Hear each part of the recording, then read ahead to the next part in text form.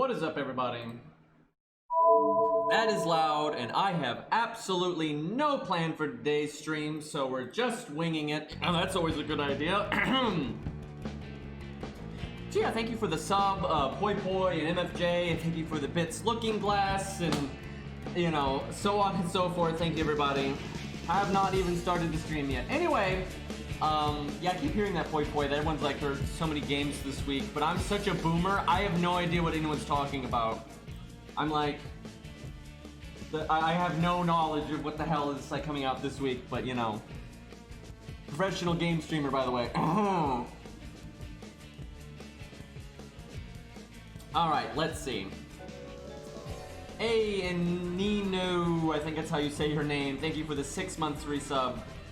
More scams! I mean, Hype Train. I just stalled for 263 turns. Yeah, I saw that. I don't have the will for that kind of thing. I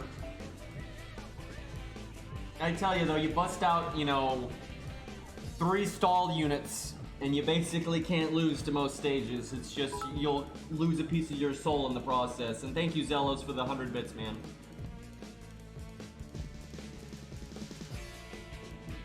No, I'm not gonna keep farming quests. Let's see. I kind of want to fight the dragon, because we haven't done that in so long. It's just, he costs a lot of AP. Spider-Man game.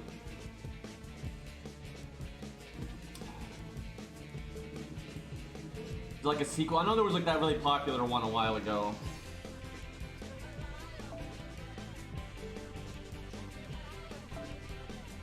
When in doubt, do some one-in quests because they don't cost much AP. I need to get off my ass and play this on my ult account so I can unlock like the other wanted quests and like the Kiara fight and that kind of thing. I kind of want to try somebody against the Gozen fight where she summons, what's his name, Hijikata. This is actually really hard to solo for a lot of units. That is a Robin Hood though.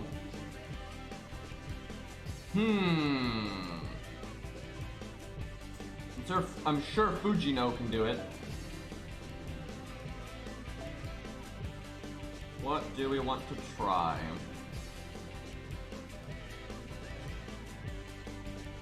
You know, I figure Orion probably can. I actually kind of want to try that. This is not his ideal situation because of the way the health bars are split up and stuff. You know, his enemy is time. That actually might be harder for him than I'm thinking.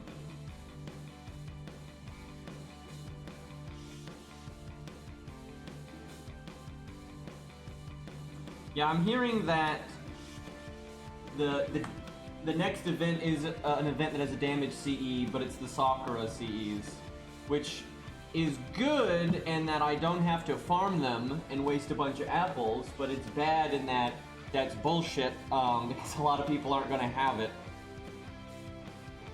My assumption is both the 4-star imaginary element is a damage CE and imaginary around, and you probably don't need imaginary around. I have a feeling they're going to scale it where you don't need either of them actually, but we'll see.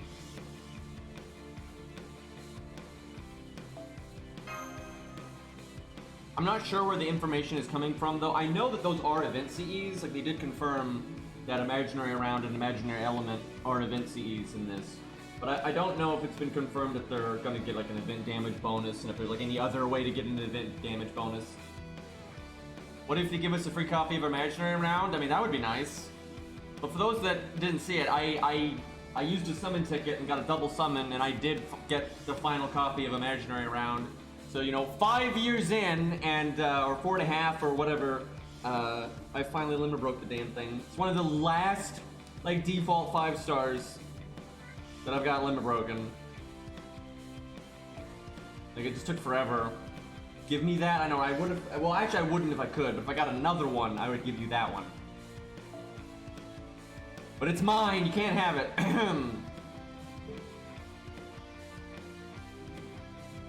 Yeah, I've wanted that limit broken for so long. I'm probably going to level up a Gut CE really high next though, and then I'll level it up really high. Because it's not something you're going to use all the time. It's something that I'll use when starting in Peace not good and stuff like that. Not really that meta with CE, to be honest.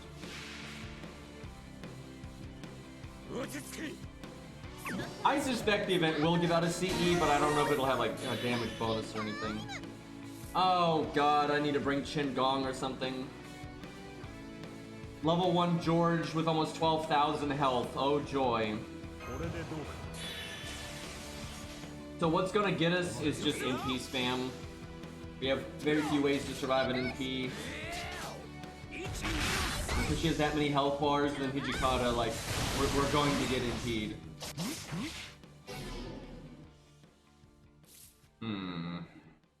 Thankfully she's counterclassing Leo.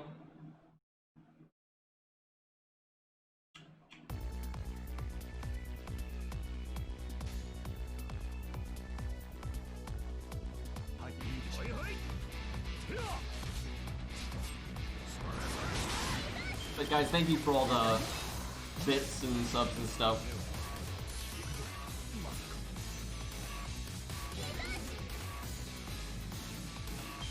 Okay, that's good. Let me think.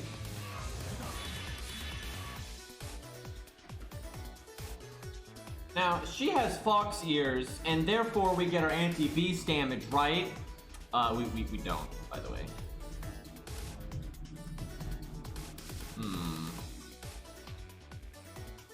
Man, that'd be really handy if we did, though. I'm trying to think if I want to do damage or... I guess loop.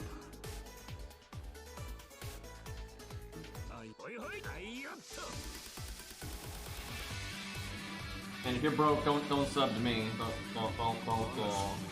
do that. A lot more important things in life than streamers, just saying. I think we're gonna get at least one of the Sakura 5. I think that's pretty likely.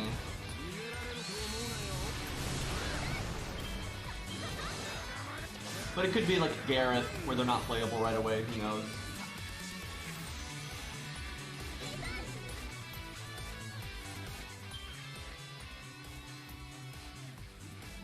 Okay, we need to do damage now, most certainly.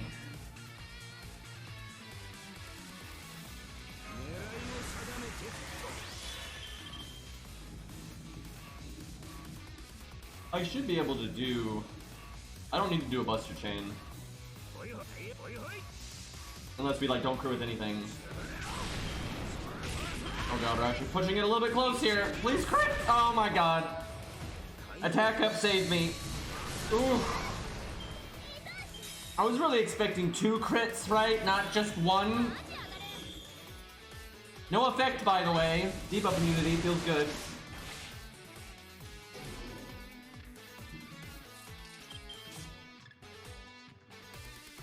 Let's see.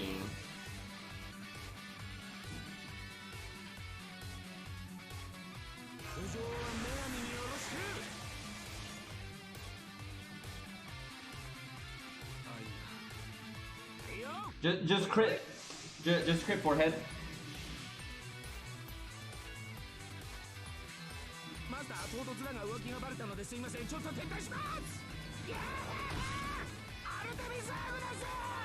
Rex, do you ever feel like between all the different TAMs and Tam Beastie and Lost Belt bullshit that no one has any idea what is actually canon with Tam anymore? Like if I hear one more Amakusa comment, not Amakusa, Amaterasu, if I hear one more Amaterasu comment, I swear to God.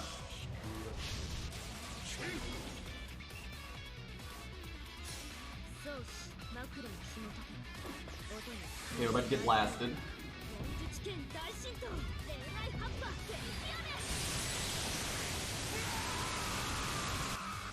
If we could live this turn, that would be great. There we go. Okay. So Hijikata is definitely the bigger problem here. Well, I gotta say, Orion doing pretty good right now. No way to target switch though.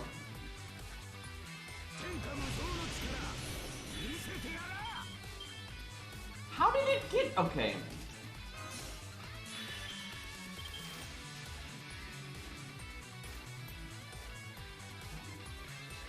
I I think I can kill with the guaranteed crits and use the art card. I don't know if I need to though. I actually think I want stars. Hijikata must die this turn. If he doesn't die this turn, we're actually gonna have a bad time. But I want to try to win, like, literally next turn. Stars or NP gain? Probably just stars. If I take that 90% crit, if I take the 90% crit to make more stars, I'm gonna say yes. What if he doesn't kill here, though? What if that 90% doesn't crit and we don't kill? That's a dark timeline right there. Okay, we're good. Bonk! Let me just punch you in the face for 320,000 when it's not a Buster Chain, by the way. Oh, easy. Our crit chance kind of sucks, but we got the extra Buster up here. Got ready to yeet the app. I'm not sure we're going to keep this stage in the long run, but right now we've been keeping this stage, but I don't want to replace it this second.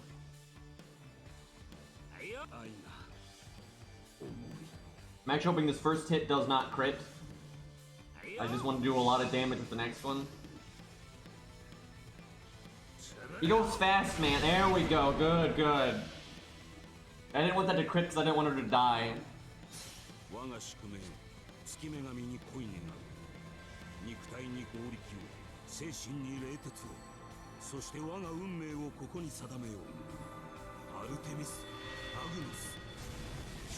I think when you break her first health bar, she charms you, but yeah, we're immune, so.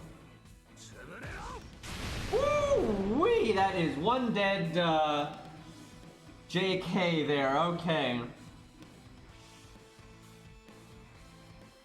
That's in P1, by the way.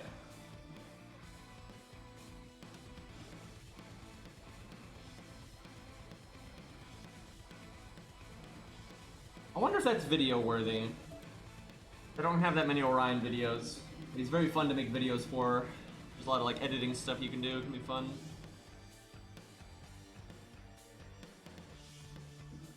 I actually kind of want to make that a video because I just thought of an edit I could do at like the very end of the video that would be very entertaining. So I might make the whole video just because of that.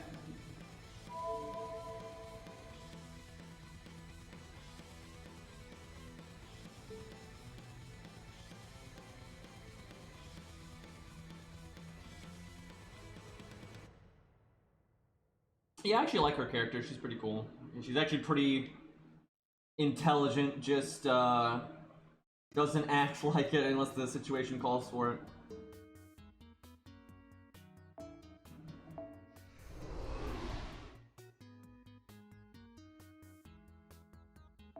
Also, I'm not kidding. She instantly went up in my book for murdering Kiara, right? Like that, anybody that murders Kiara gets, you know, +2 points in my book, so, you know, that was good. Like, between being smarter than she looks and killing Kiara, I'm like, you know, it's not so bad. Freaking Cleopatra with a K, man. That one is pretty hard, though. We haven't actually beat her in a while. Feels bad that Hans had to die too, but you know, what are you gonna do?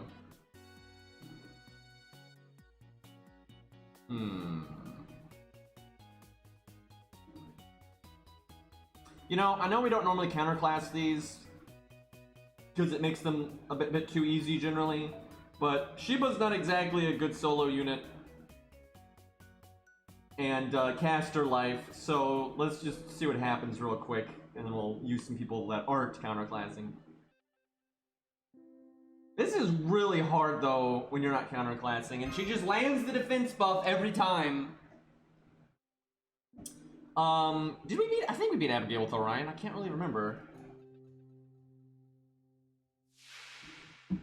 I think we didn't, but we got... because we only tried it, like, the one time. Or, well, more than that. LOL Rex. But anyway, we only had like one serious attempt, and we got really close, and I never attempted it again, and we had made some mistakes. So I haven't technically done it, but I know he can do it, even at NP1, because we were like really close. Just ignore defense, I know, right? Yeah, I'm sure Fujino's got this.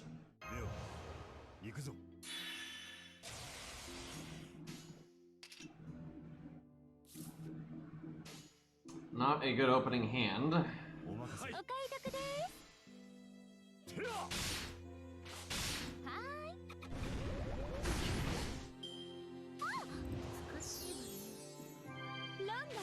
A rich people fight, yeah.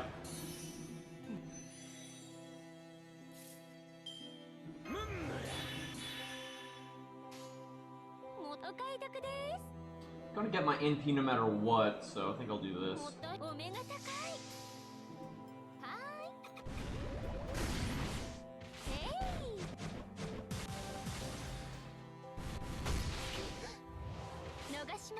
And this song is called Freedom from Thomas Was Alone, which is a really interesting game and has a really good soundtrack.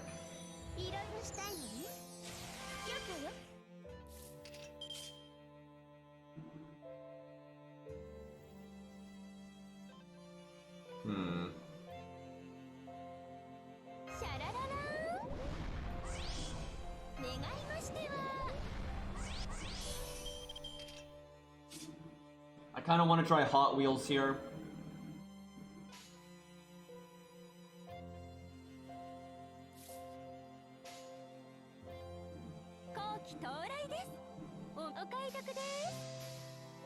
I do hope they buff for NP. That would make her a lot better. I want them to buff for NP and have it create a few stars. It doesn't have to create a lot, but like to kind of synergize with her other skill that makes stars. You know, someone else from the team makes stars, right? It doesn't need to be like some giant ass star bomb, but like 10 stars or something would sync up with her kit quite nicely. Wow, that damage was not so good. Nothing crit, by the way. That's really bad. I should have gone for the crits last turn then.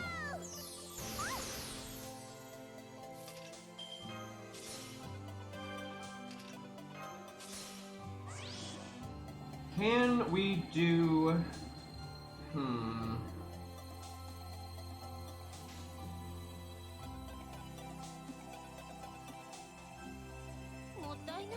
We might actually lose this, but I think she can beat it.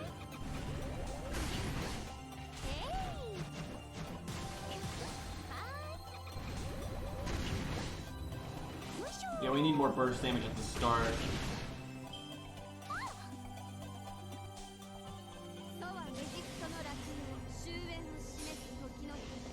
Dude, when Joan of Arc crits, holy crap. Like, I know this because I edit these videos for, like, a living, right? And, you know, my editing program literally has, like, the numbers on how loud something is. And, oh my god, Joan of Arc's crits are so loud. It is so stupid. Literally every video she's ever been in that I've ever put her in, I have to, every time she crits, I have to lower the volume, like, quite a bit. And it still ends up sounding too loud. It's so annoying. And Kojiro's up there too, actually. I kind of want to NP just to debuff her, because I'll get my NP back really fast. That's a lot of waste. But it's my last turn of art up, so I kind of want the overkill. I don't know if this is worth it, but I need to not die, so I need the attack down, so...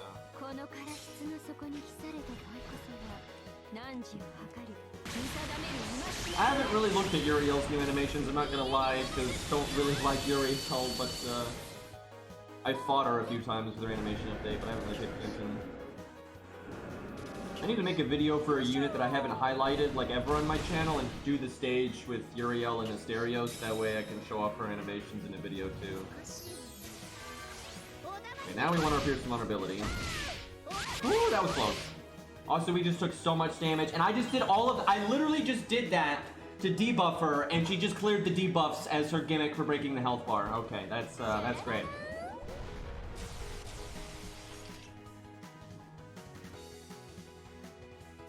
Am I gonna live for 3 more turns to actually get... Probably not.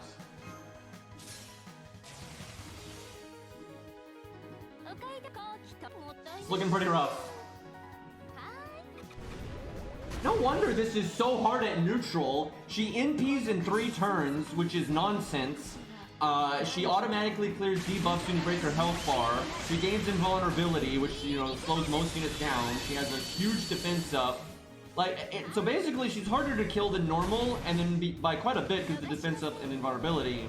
And then she's also putting you on the clock because she has a Glock, apparently, and she can MP every 3 turns. Yeah, I think we're dead. If she could, like, have a really stupid turn right now and not kill us, that would be great. Try my all slot. Nice emote, by the way. Hi, Arian. You know what caster could do this is definitely Burb, assuming you can, pig. Well, we're dead. Alright. I think we can win this, though. Oh, Ari got shot, did she? Anyway, that seems to happen a lot. But yeah, if we had played a little bit better, I think we might have been able to, beat that. And what, Weary Board? Broad something? Names I can't say. Road? Sure. Okay, thank you for the sub, though. I appreciate it. Let's see. That'll probably work. I'm assuming Cleopatra's not evil.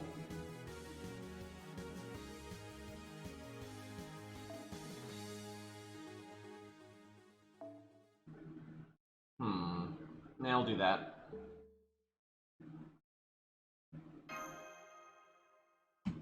DPS Waver might actually be able to do this. Waver is better of a solo unit than one might think. Like, you know, he's not some god tier amazing ass solo unit, but he's constantly doing NP drain, he's got loads of defense down, and he's got his defense up and everything, so it's not that bad, honestly. Yeah, Cleopatra is lawful neutral, which that's about right.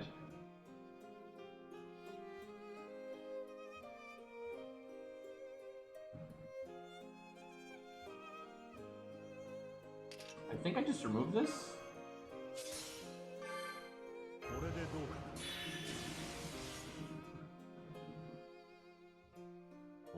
Buster Chain or get a little bit of NP. Probably get a little bit of NP.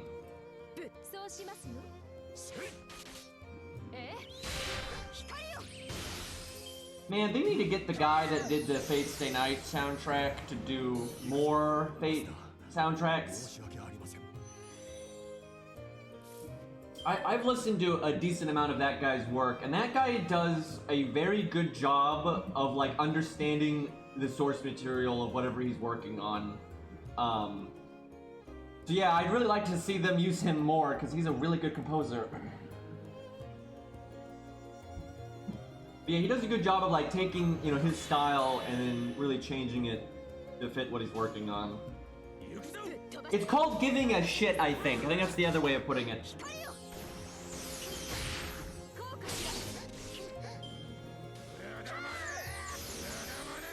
I legitimately feel like a lot of the Fate fan base has kind of forgotten what, like, they've kind of been lost in the memes, right? Like, the memes have consumed them. I saw somebody talking about this the other day, where it's like, it's gotten to the point where you have a lot of characters that have, you know, pretty interesting characters that are about, like, X, Y, and Z, but then they get popular because of a meme, and no one talks about anything but the meme, and then people start thinking that they're the meme, right? Like, I feel like Fate's gotten kind of bad about that, and some of it's their fault, like, some of it is, like, is Time Moon's fault and not entirely the fan base, so some of it's definitely the fan base, but,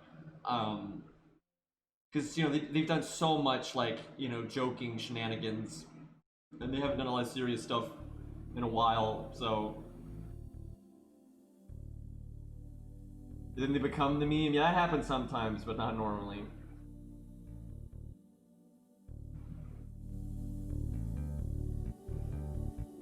Yeah, Lancelot's a good example of that. It's like there's a lot of characters like that, and just kind of the story in general. I think people have kind of forgotten a lot of what it's about, but you know, it is what it is. All right, definitely want to do this right away. We're not gonna NP here, but I'd like to not die, so I don't want to NP next turn. Good choices on the command card boosts. Makes sense to do it that way. Okay, I'm hoping Cleopatra will give me my MP because her hit count's pretty high. Because, you know, she's... What? I don't even know what to say about her moveset. Like, I don't know what the hell Cleopatra's even doing.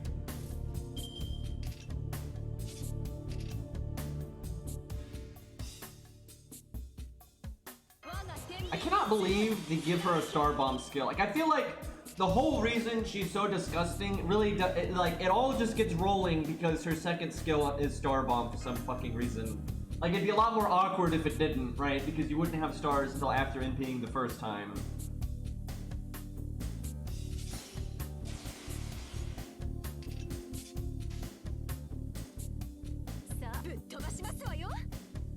Surprised you don't have Star Absorb on that other art card there. I'm assuming, though, that's because... Lost, am I incorrect? I think you have that on there because you were doing something with the Yang CE. That's like the one reason I can think of that you would do it like that. The only other reason I can think of is if you... Yes, okay, I got it. The only other reason I can think of is if you just happen to be using the command code from somebody else. LOL, not critting when you make 1,000,000 stars, by the way. Yeah, I know. Neutral, by the way, also not getting her bonus damage against evil. She does, like, massive bonus damage against evil.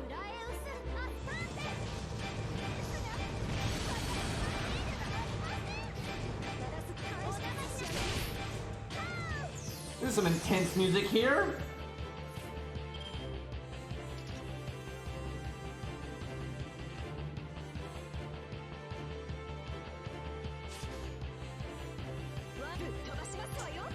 I'm seriously thinking about NPing, even though, just to make the stars. Like, I think we'll loop anyway.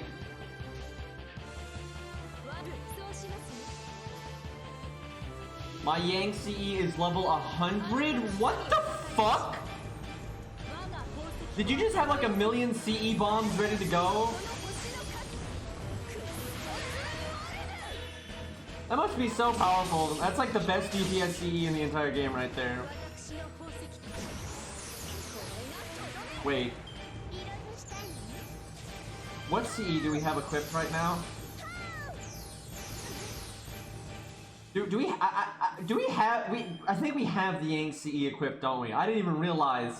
I'm not even... See, I don't normally use it, right? Because it's too strong. But see, Lost doesn't give a fuck. And I didn't actually check our CE, right? I didn't look. But that would explain why we're doing so much damage. Is because we have that. That's funny because, you know, I literally did not even realize it. And it doesn't even matter because, you know... See, I get it. Lost put the CE on because he knew I'm a dumbass, but I'd be clicking the art cards anyway. See, if he'd put it on a Buster card, I'd be fucking this up, right? Chat, Lost made his setup idiot-proof. And it worked. That's so broken. I kind of want to re-roll because that crit spread's really bad. You lose stars, but it still re-rolls. That went so much worse. That was not a good reroll. I mean, our busters are looking okay, but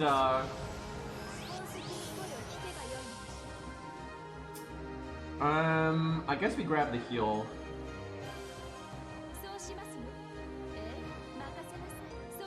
Why did I do it in that order? Oh, because this removes the defense stuff.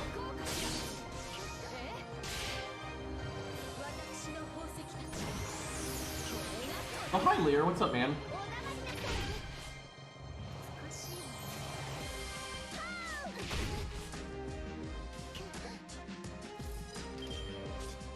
And then we make a bunch of stars again, because that's balanced. I'm pretty sure she's dead. Put in slow-mo so I have more time to reset. That's disgusting, by the way. That's disgusting, and this is Luvia without her evil bonus, right? She's basically counterclassing evil units, so this is absolutely ridiculous. Luvia's broken enough as is, and now she's using a level 100 Yang CE. Like, you've got to be kidding me. Luvia the app, indeed. Wow, she's already dead. Don't even get to show off the art crits, man.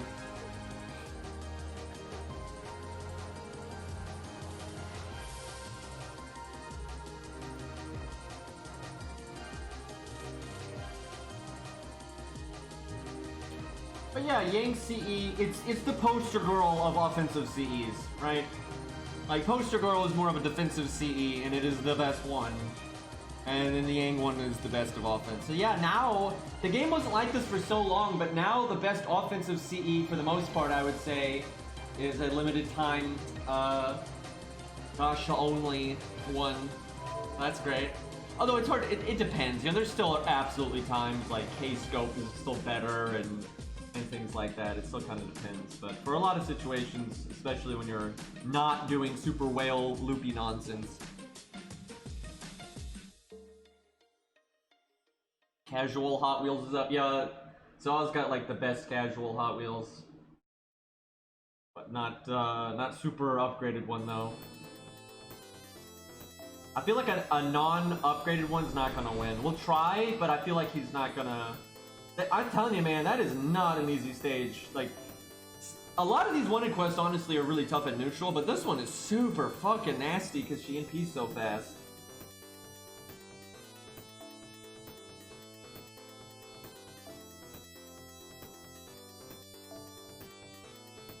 The Yang banner was the, shit, what was it? It's the one that had the burn command code in the event, but I don't... What event was that? I literally don't remember. Summer 5? Yeah, I guess that makes sense.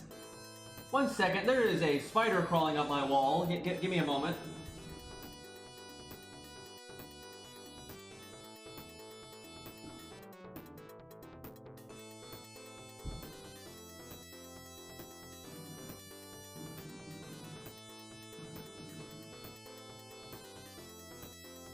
It actually was not a spider. I actually forget the name of those things. I didn't kill it. My window's open right there. I just moved it. Give it a little oomph. I don't remember what those things are called though. No, it's not a beetle. I literally cannot remember what those things are called, but not spiders.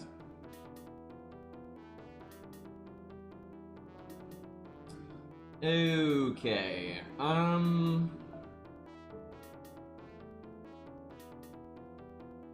You know, I guess it's just because of where I live, but I haven't seen a daddy long leg in, like, I don't know, 10 years or something. Like, I cannot even remember the last time I saw one.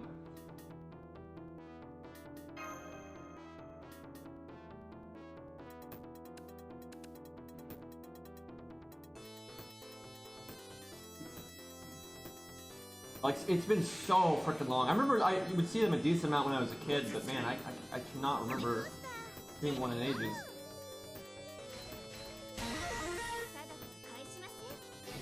Yep, that's the, you know, that's what I like about command codes, right? You can really change up, like, your strategy and whatnot. It's pretty interesting. What I don't like about command codes is the fucking tuna can, but, you know, other than that, command codes are great.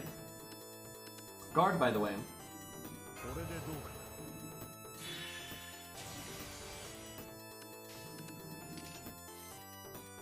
Dude, I love lizards. I would never harm a lizard ever. A lizard's trying to kill me, and then that might be a bit different. But other than that, yeah, lizards are great.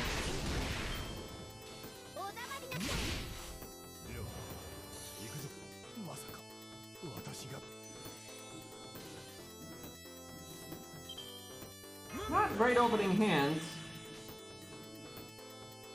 I remember once as a kid, I want to say it escaped from a zoo or something, I can't remember exactly.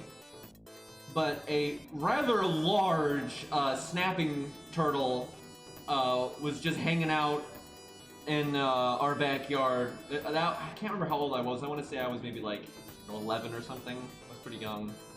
But it was huge. But thankfully he was not, you know, angry or anything. He was just chilling. I think they got animal, like, protective services or whatever to get him. I can't remember why he was there though.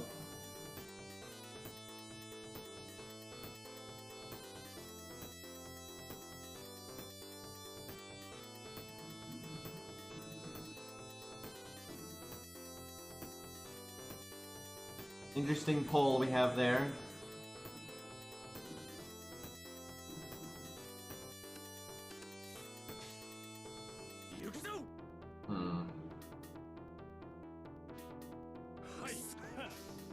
Maybe I should use my third skill, I'm not sure.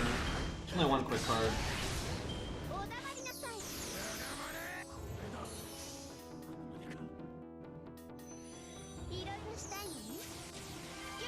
Oh, that's not a good start. Please tell me we have the defense room. Oh, okay, we do.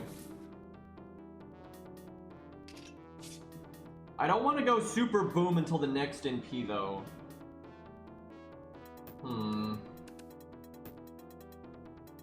think I do this anyway, though.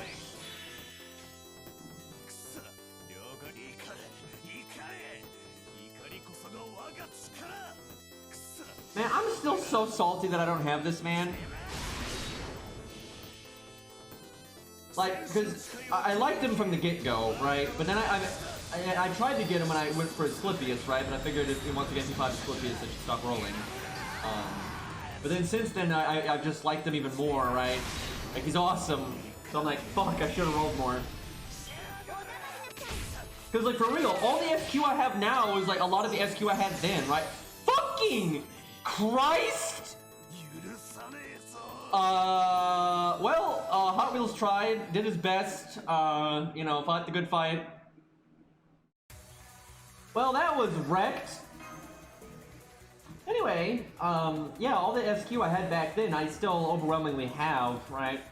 So, I could have afforded, although I'd have to get him at least NP2, or I'd be pissed, and it's like, it's a whole thing, but he is really awesome.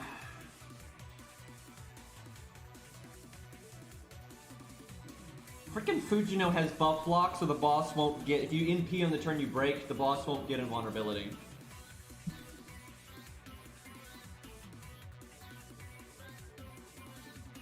At least Chiron is unlimited, but yeah, it'd be nice if they'd give him another raid up.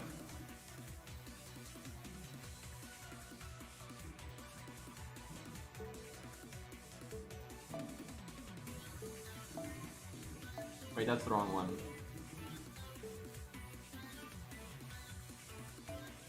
What is this one? Oh, that's MHA. I'm assuming that's not very hard. Let me give it a peek here. Now, that's just mean. That is just mean. You're not supposed to counterclass berserkers. That's just broken.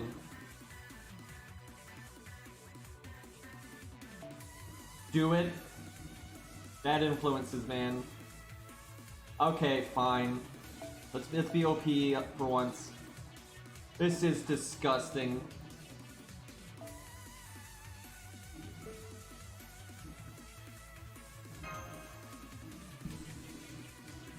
She doesn't deserve this. I think MHXX has a voice line for MHXA, I think. I'm pretty sure MHXX is literally MHX but older. I think that's the only difference. Like it's like the same character just later, I think. I don't know why that gets a unique Saint graph, by the way, but it does because Servant Universe. It's MHX after she got a job, yeah, pretty much. Isn't she like on the police force or something? Skill seal. Just gonna do that.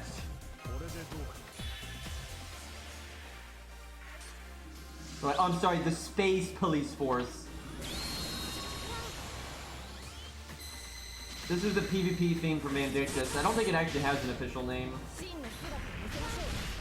There's multiple PvP themes from Vandictus though, but most people just say it's PvP theme 2 because way back in the day there were only 2 PvP songs, but now there's more.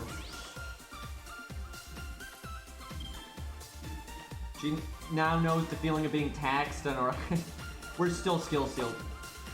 Wow, that I didn't realize it lasted 3 turns. That's actually really nasty.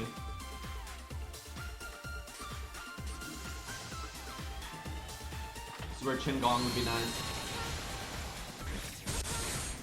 How about these crits though?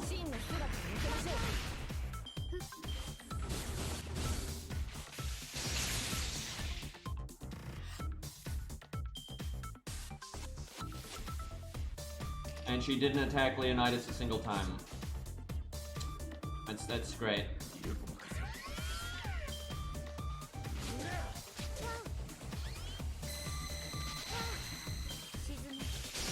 Come on! We're getting none of the benefits of being in a solo, but all the negatives. And then right up before exiting, Leonidas takes all of the cards. Fantastic. I think I NP anyway.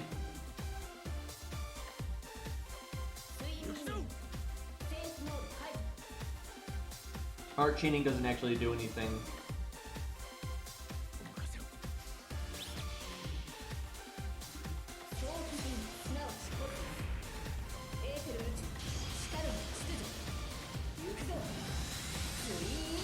Honestly, a lot of stuff they've done with age really contradicts a lot of the stuff they said originally about like how heroic spirits are recorded and everything, but you know, Natsuverse, make shit up.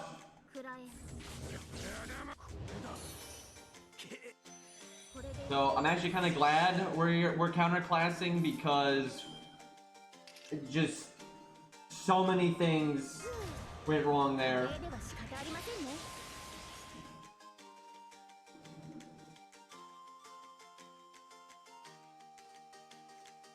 Really, when we NP next time, we're just gonna win, so I don't need to really save that stuff.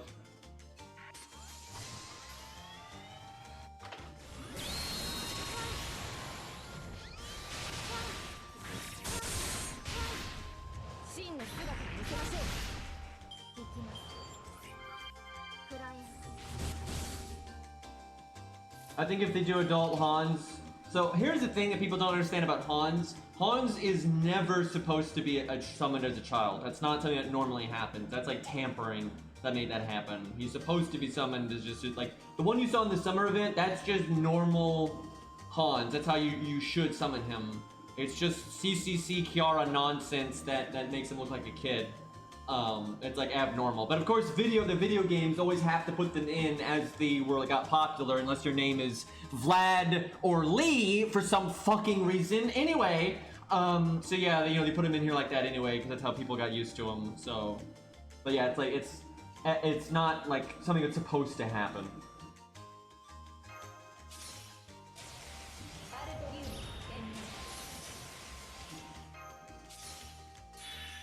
I can just close the stage. I don't know. We've obviously won. We have invulnerability. She's clearly going to die here, so I honestly might not keep that stage around because if we need more or like points for whatever reason, that's not a very useful stage, honestly. Because of the skill seal, it makes it just really annoying to test anything. Like you can't. There's not much value in that stage, but we'll see.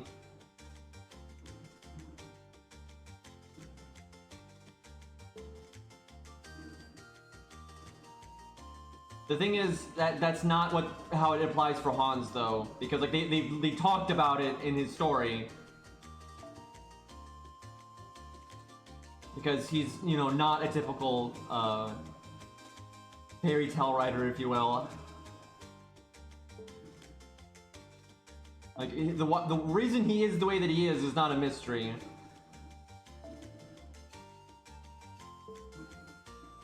Oh yeah!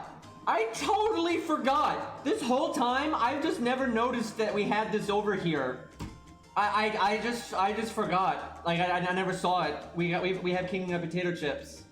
I totally forgot about that. Might do that just for funsies at some point. So, if you get meta about this, I think you can keep King Potato Chips, you can keep the Kiara fight, and then like a chunk of wanted quests, right? I don't think you can keep all the wanted quests though. Like I don't think you can have the ones before and after. I know you can unlock though the Kiara fight without doing the wanted quests. You just won't have access to as many things in the shop, right?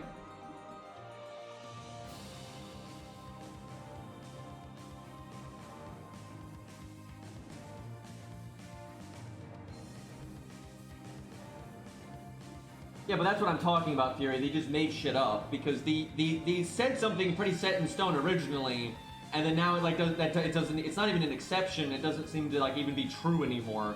And this happens a lot in Fate. They would say things like in the early days when they weren't planning on Fate being Fate was never intended to be like its own thing. It was supposed to just be a part of the Nazuverse, like a story, right? And so a lot of stuff that they said locked them into things that made a lot of problems when they were trying to, make way more stories and everything, and kind of limited them. So they just kind of like, literally just stop caring, right? And like they just kind of throw it out the window.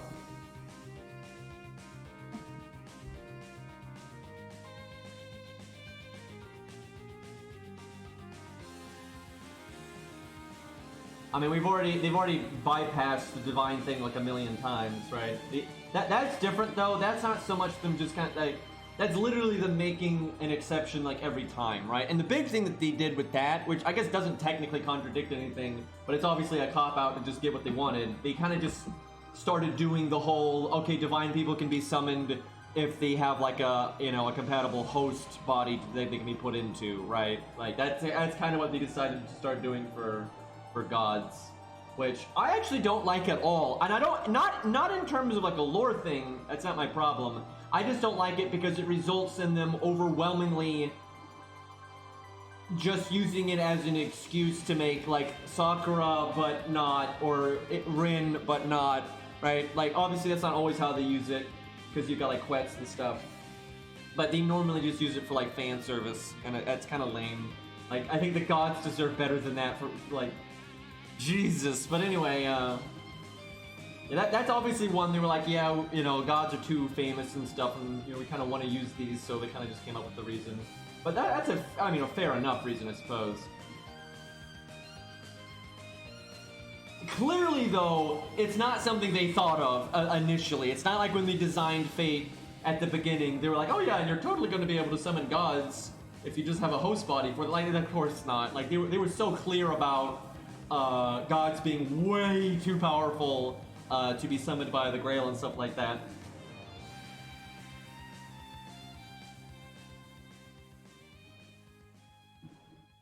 Oh yeah, then you've got Artemis. Yeah, that's a whole thing. that's a thing.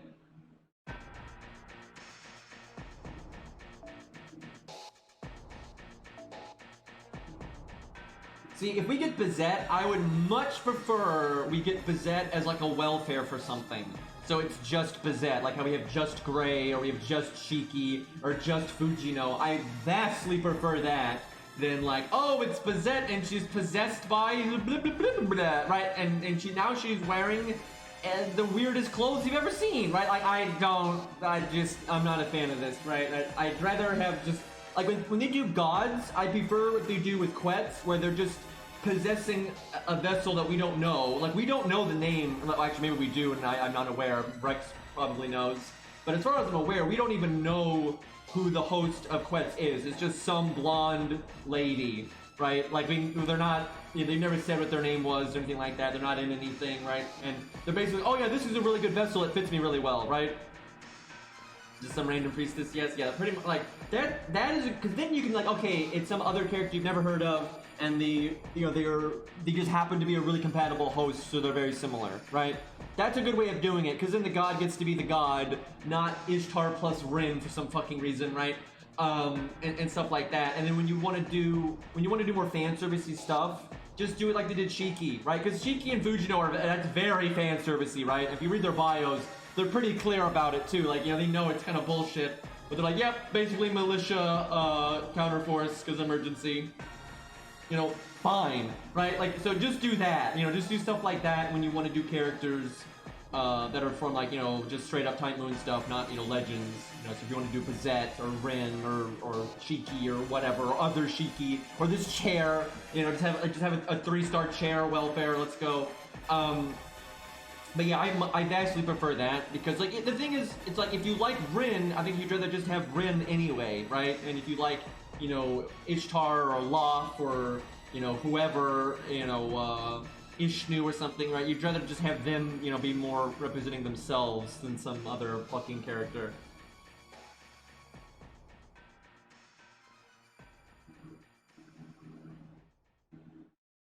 Well, the thing is, if they did Bazette, they should seriously just do. If they were trying to bullshit away for her to be herself and not like possessed by somebody else, they should just do what they did for Shiki and Fujino. Because if you can buy that for Shiki and Fujino, it's very easy to buy that for Bazette because she was stronger than them anyway, and she has a noble phantasm. So like the counterforce would totally be okay with like using her as emergency militia. Like really, like. If the counterforce was like, yep, this Fujino and Shiki person, they totally make the cut. I'm pretty sure Bazette would make the cut too. Like, it wouldn't make any sense if she didn't, really.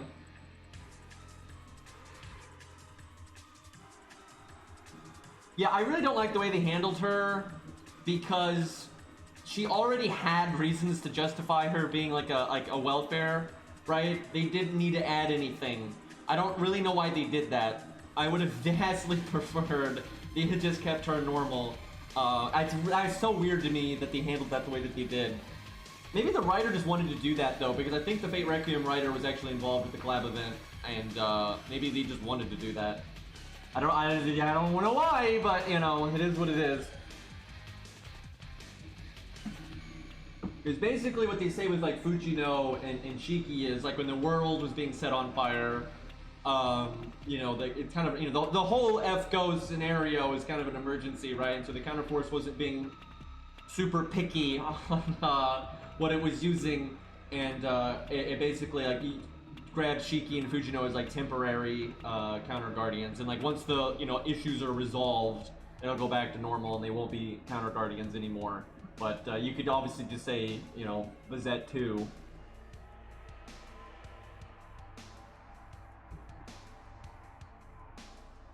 Zeltrick right up with K-Scope, man. Dude, the player base would wail for K-Scope, I bet. Like, so many people. And, like, I know, like, a lot of newer whales, if they get into the game, but late to the party, so they've missed, you know, they don't have Merlin and Scatty and that kind of stuff. And so, yeah, they're really going to want things like K-Scope and all that kind of stuff.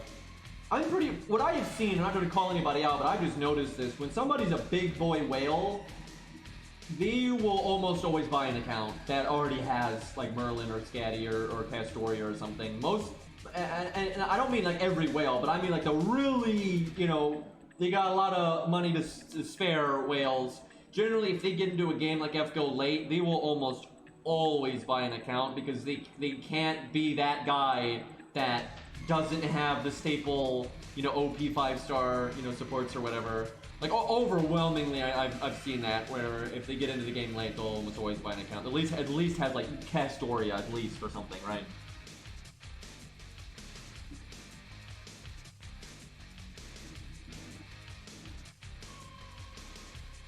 I mean, it's possible. They might have her get those powers in the story from FGO, and they kind of already had FGO influence things that way, because, like, in Fate APOC, the original book, you know, Joan of Arc never has like her third ascension look or anything like that. It never happens, right? And in the anime, they kind of work that in because of FGO, right? So it wouldn't surprise me if they end up working that in. Especially because, you know, Requiem's not finished yet. Like, the book's not even finished yet. Like, never mind an anime.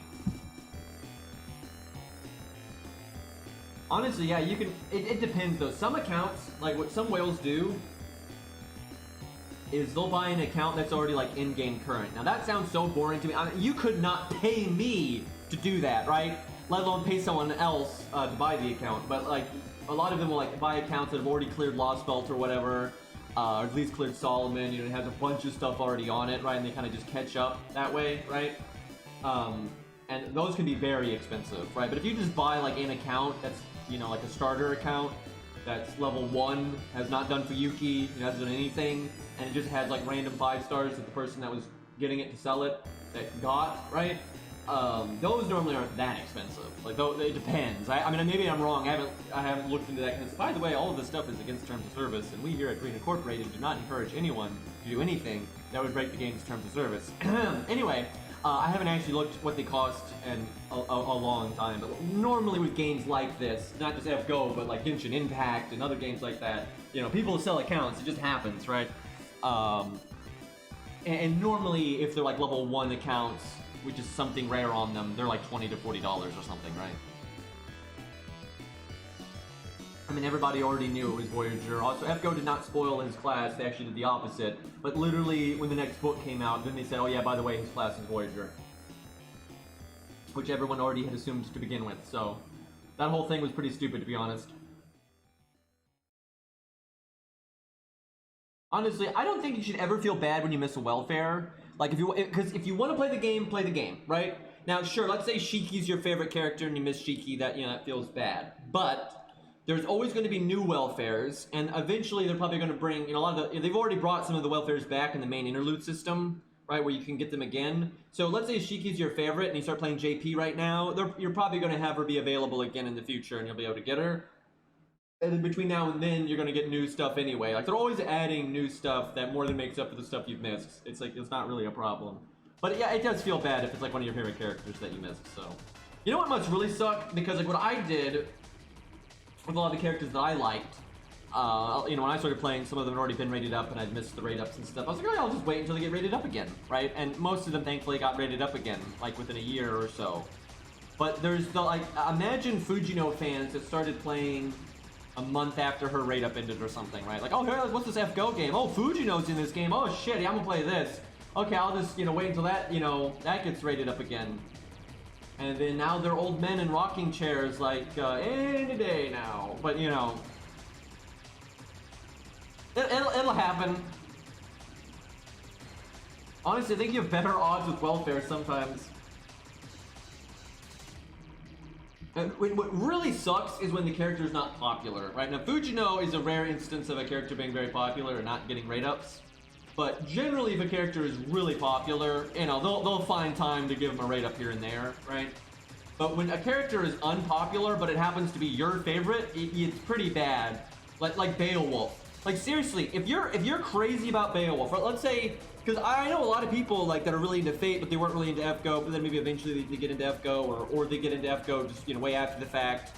You know, and they're like, oh, who's this Beowulf person or whatever, right? So if Beowulf's one of your favorites, it's like, this is why people buy accounts, right? Because I bet you it probably doesn't cost that much money to buy a level 1 account, you know, that hasn't done anything and it just has Beowulf on it, right? That probably is rather inexpensive, I would imagine, right? Compared to if you start playing the game and you don't have Beowulf, you have no means to reasonably get him. He has never been rated up again. He's been rated up one time, and it was a shared rate up, by the way, so it was like half a rate up.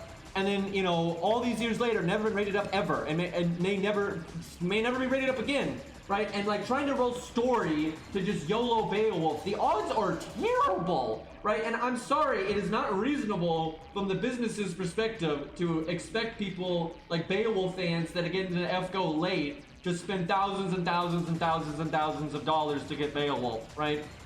It's stupid. Yeah, I guess there's the free 4-star ticket, there is that, but yeah, you pretty much just have to wait for that. But I mean, thank goodness Beowulf is actually in those, because there's other 4 stars that aren't in those, like Fujino. Yeah, Fujino's a bad one, I gotta say. Fujino, if she's your favorite and you got in late, that's pretty bad. FFZ emote's not showing, on stream? Wait, what? That's weird, because they're showing for me. I'm guessing Streamlabs is just having problems. It's been having problems lately. Let me take a peek here, hold on. I swear they were showing earlier in the stream, weren't they? Because they're definitely showing in my chat. Can we get some FFZ emotes real quick? Because I need to see them on the interface thing here.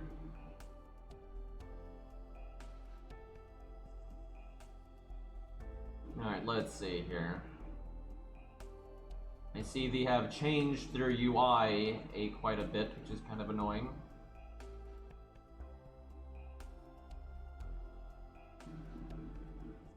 Yeah, I see they're not showing on my OBS. Give me a second though. I gotta get Streamlabs set up properly like that on the website. They've I don't know what they've like completely changed their UI here. This is a mess. Okay, here we go.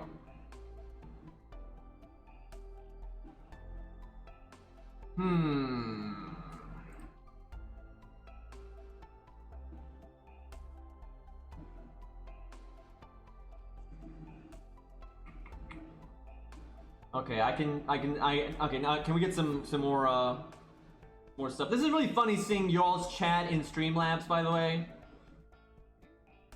Can we get some FFZ emotes here?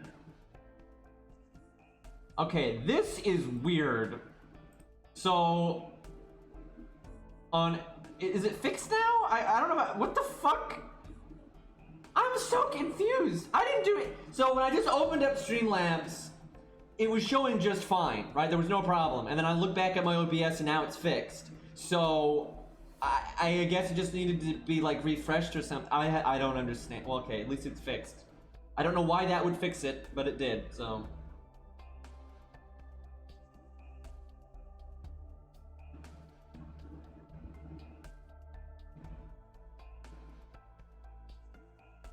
But this has been a problem. I think a lot of gacha games have this mindset where they kind of want new players to be screwed and like to feel like, oh, I might have to wait a year or so to get this character, where if I just spent like thousands of dollars now, I could not have to wait a year, right? Like they want that. And that might work on the super rich people, but that's not gonna, on a lot of people, that's just not gonna work. Because a lot of people don't have thousands of dollars that they can spend, right? And so it's the math of like what's more worthwhile, getting those few whales to spend thousands and thousands versus, you know, getting maybe 20, 30, 40, 50, you know, $100 from a lot more, you know, normies, right? And I always say, I think the best way to handle it is having incentives for both, right? You want methods for people to only have to spend 20, 30, $40 here and there on like reasonable things, right? But then have premium things that's, you know, way aimed at whales. And of course, you're always going to have things like, you know, going for NP5 and going for every rate up ever, right? Because like, you don't, by no means do you need to make it where free-to-plays are able to get like the rate up for every rate up that comes out, right? Of course not. But I think a lot of newer games are doing a good job of this. Like I think Arknights is doing a really good job of having a better business model that actually allows people to just spend a bit of money and get something out of it. And then still have incentives for the rich folk to go bananas, right? But FGO's pretty behind the times with that kind of stuff. I mean, there are some incentives to roll in a story banner, like, it's mostly for whales, but like, because sometimes things will pop up in the story banner before it gets a rate up, and whales want to like show off and get that thing. I remember this was such a thing on NA, because some of this stuff I actually don't think DW did on purpose. Some of this stuff I think was like, just weird oversights and like accidents, and they just, but like there are several times where like a servant will was added to the game. Like, I guess Mev, I think, was one, and Lancer Artoria was one and stuff, and they were in the story summon before they had a raid up. And you'd have, like, Omega Whales trying to show off, right, and then, like, get those units, you know, like, day one, literally, so they would just roll until they got them, right? And I will say, legitimately, I said this before, I do think for, like, a new player that's just started, it is not a bad idea to roll story a couple of times, right? Like, just to get a few foundational units going, right? Because you might say, oh yeah, but you could do that off a banner.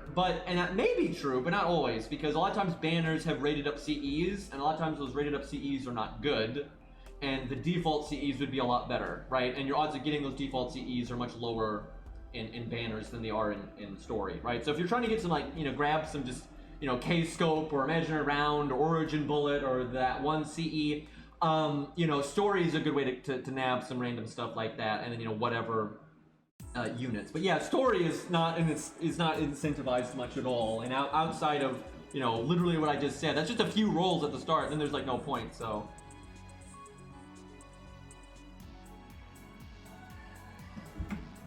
I'm gonna be right back. I need to get water, and don't y'all start.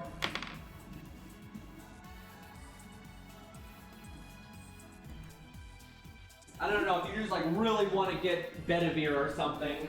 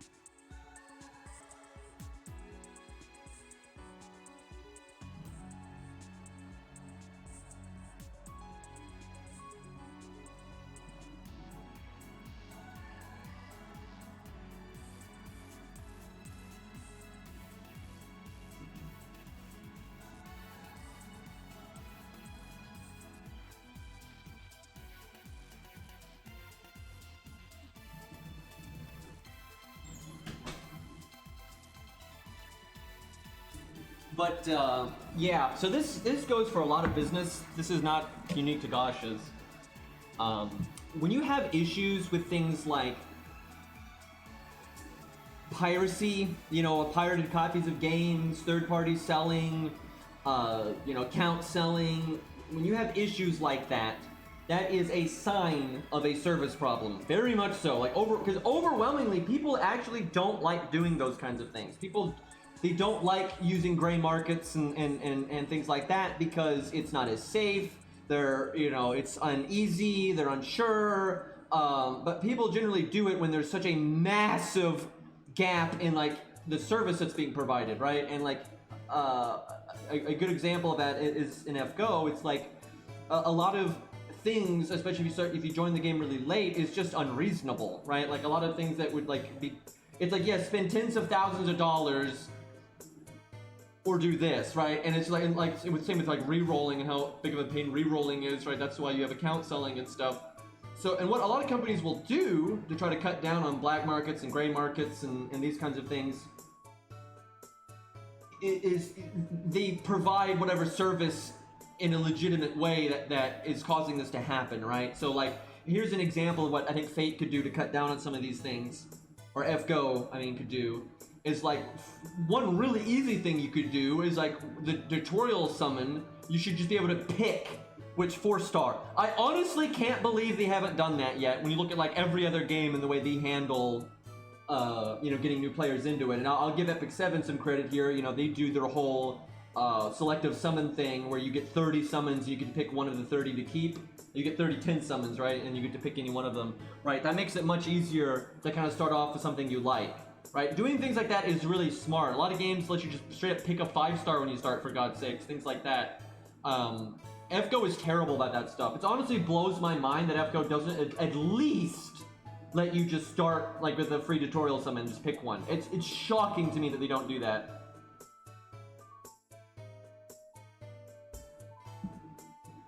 But like, if they would just do a few other things that kind of put you on par, like, you know, new accounts should just start off with a bunch of apples, you know, start off with maybe a chunk of SQ. And I've always said a really good way to do this, because then you want a piece of that action, right? Like, the companies want the money. If there's a service problem, right, that means that's an area that you can make money, right? So it's just shocking to me that a lot of companies do so bad with this kind of stuff, right? So if people think that starting off a new account is not reasonable and it's so bad and it's just, you know, and that's they'd rather buy an account for 20 bucks or whatever, then here's something like you can do. You make it so, okay, you get a first-time Saints Quartz purchase bonus, right? Lots of games do that, where it's like the first time you buy SQ, you get like way more than normal or whatever. Or like a newbie pack, right? Like loads of games do this, like beginner, you know, SQ pack or whatever, right? You spend a set amount of money, you get these different things. So you make it so any like account can only do it once. You can only buy this once ever. You know, you can't buy it multiple times, but you spend like 20 bucks, 10 bucks, whatever, something pretty reasonable. And then you get like, you know, 600 SQ, a bunch of apples, you know, maybe a free 4-star ticket. You might say that's too much. No, it's not too much, because if you do that, everyone will buy it. These are digital products. You're not actually losing any money. Basically, the entire player base will buy that package. You just got 10 bucks off of almost your entire player base. And yeah, if you allowed people to buy that more than once, then yes, you would lose money. That would be really bad. But like, that is such a good incentive for new accounts, right? So if you make a new account, that means you can just catch up pretty well for 10 bucks. And instead of that 10 bucks going to the gray market, it goes to the company. Like, that is all, this is common knowledge, honestly. It's why I'm so shocked that like so many like mobile games are so bad at this stuff, is when you have like these kind of markets that are created, it's very easy for the actual official product to undercut them because it doesn't cost them anything, and then they're getting the money, right? And most people don't like gray markets, right? So, for example, let's say the account selling scene tried to compensate, right? So let's say that, you know, the game makes it a lot more newbie friendly, you know, you get all this SQ and free apples and a free 4-star and all this stuff. That would probably lower their prices, right? But they're still not, they're not gonna, so many people, even if they buying an account illegally or gray market or, you know, against terms of service or whatever, even if that was a better bargain, because it's like in their mind more risky, unsure, they don't, you know, they don't, most people, if they don't have to deal with it, they won't, right? So overwhelmingly people would rather go through like legitimate channels if they can, right? And so if you have a legitimate channel where you can get a bunch of SQ and all that to kind of get the ball rolling, overwhelmingly people are going to take that. Like, of course, there's always going to be some people that won't, right? You're always going to have some people that are going to re-roll to infinity and sell accounts and buy accounts and blah, blah, blah. You're always going to have that. You're never going to get rid of it entirely, but you can cut down on it dramatically and profit. Everybody wins when you have a good service. That's the thing. Providing a good service is good for everybody, because then the customer's happy because they're not getting screwed over with bad deals, and then the company is happy because they're getting a lot of money. Right, and I was saying, doing this kind of like, new, beginner package or whatever that's cheap and gives you a ludicrous amount of, Saints Courts and stuff like that. Everyone and their mother is going to buy it. That's just because I think starter accounts come with like 700 to 800 SQ or whatever, right? That people buy, third party. Even if you're not quite as much as that, if it's legitimate, you're gonna see so much from that. And a lot of companies are starting to kind of figure these things out, but a lot aren't. So. Alright, let's see, this is Siegfried, so I want to use a dragon, because that always makes it more interesting. The problem is, almost every dragon that I want to test here, I don't have access to. Like, I really want to test regular old MHX, but I just have not been able to find anyone that has MHX on JP, so I want to see how she does compared to MHXX. And yeah, that's one of the FGO's biggest problems, is not having a proper account system.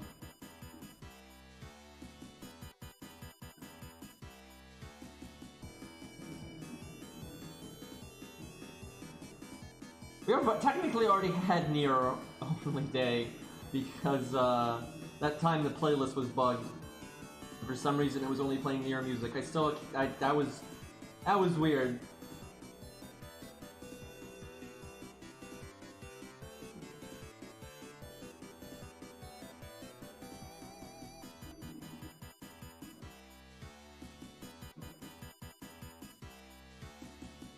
I think one day FGO will have an account system. I think it's just they're not in a hurry. So yeah, this song is amazing.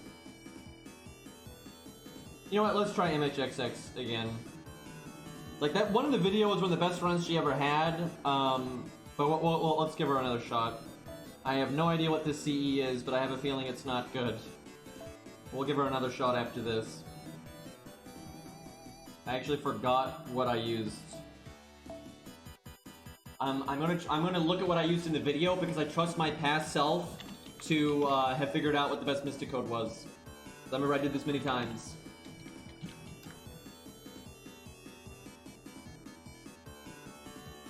I use default. Okay, that seems reasonable.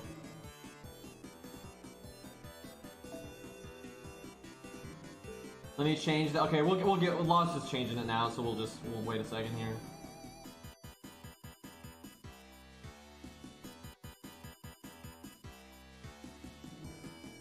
Very frequently, past green is better than current green, but that's because past green wasn't streaming and got to just focus on the game and, you know, be meta and test things and that kind of... That's overwhelmingly why past green is better than current green.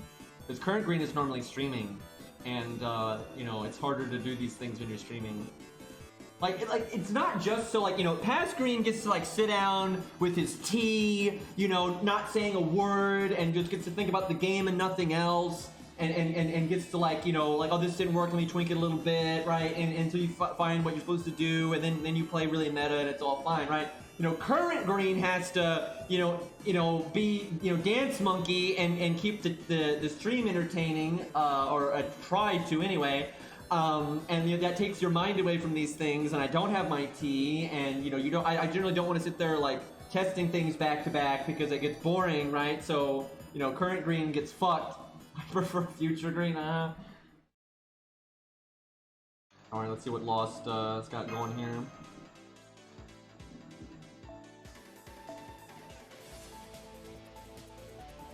There are some exceptions though, that every once in a while, you know, past green has to make a video like in a rush, and you know, things aren't optimized as they should be, or whatever. You know, that happens too. There's been times we've improved upon things, but normally, just the streaming setting does not lend itself to, let me try this thing one time and be meta, right? Like it doesn't work out so good.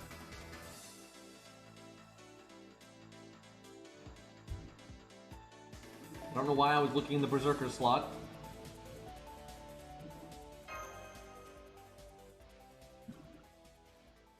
There's a lot of reasons I post later than everyone else. So, one, some of it is because I wake up a lot later than they do. But that's not the main reason. The main reason is because everyone else has the editing standards of a rock, and I don't, right? Like, I'm not to brag, but look at, like, anytime there's an animation showcase video, right?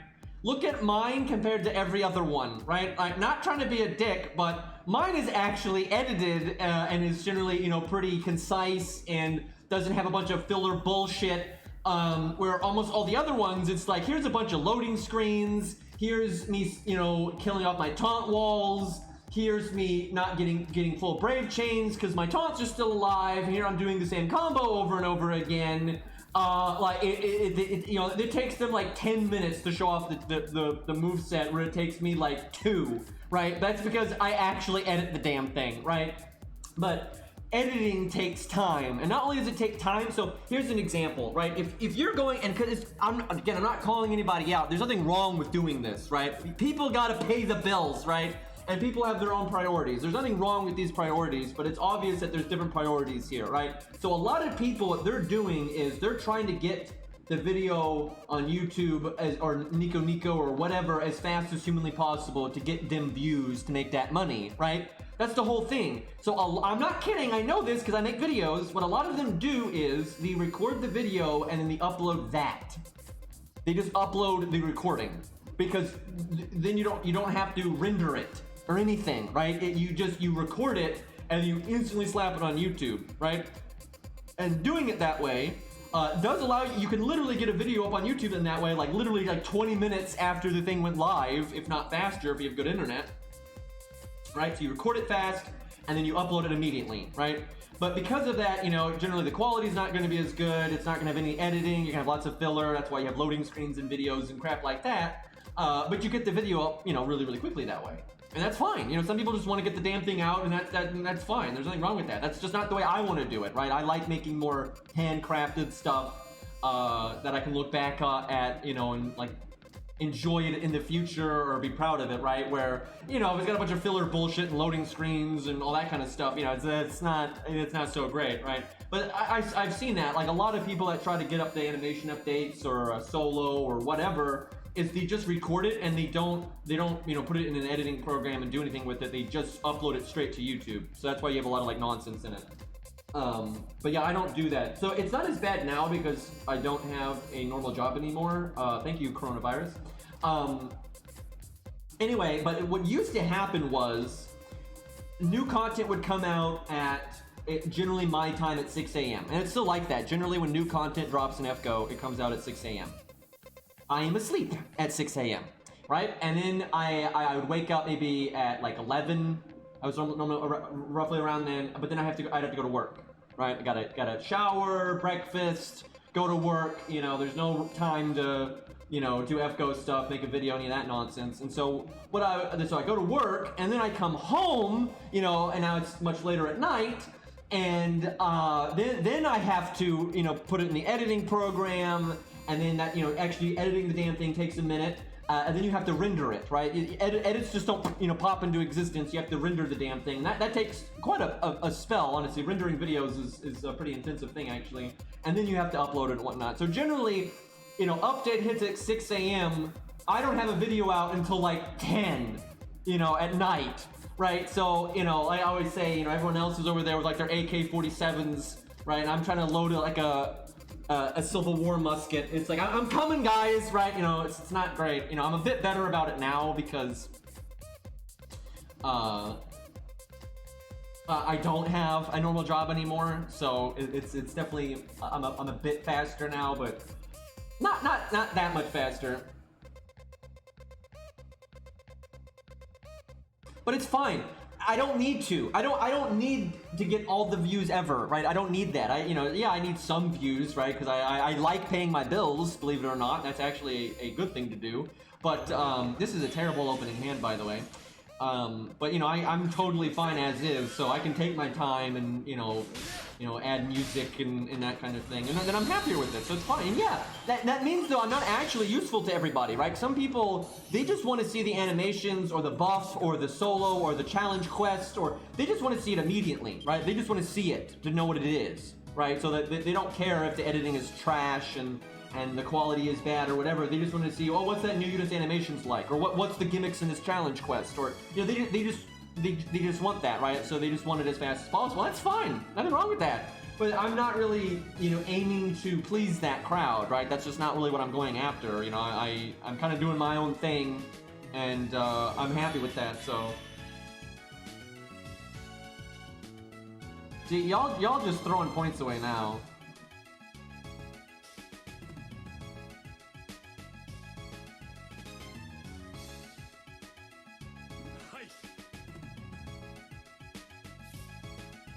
All right, let me actually concentrate for God's sakes here.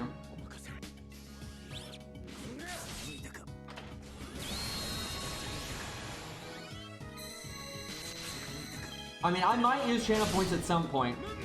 It is a possibility. If I do anything that has to do with rolling, it'd be on an ult account though. I would never do that on my main account. That is not going to happen.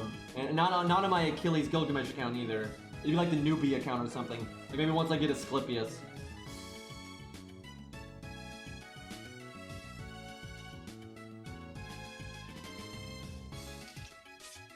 And your music is good. Alright, I kind of forgot the meta here. I'm not gonna lie. I used to know what to do in this fight pretty well. I don't fucking remember anymore. I know you can like one-shot us though. Oh my god, Fate Unlimited Toads. That's a game. Honestly, there's plenty of fun to be had in that game, but it is such a badly balanced fighting game. Like, it is really bad.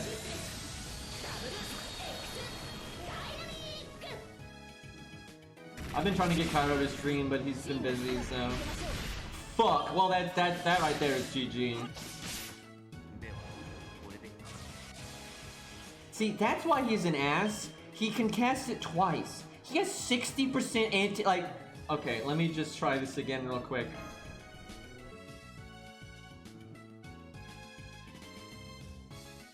Like he's just gonna one-shot us, like easy. But yeah, I am like dying to test out MHX, but I need an MHX that's like on par with this MHXX, and ain't nobody got one that's on par. We've got like an NP1666 one. That's like the best we got, I think.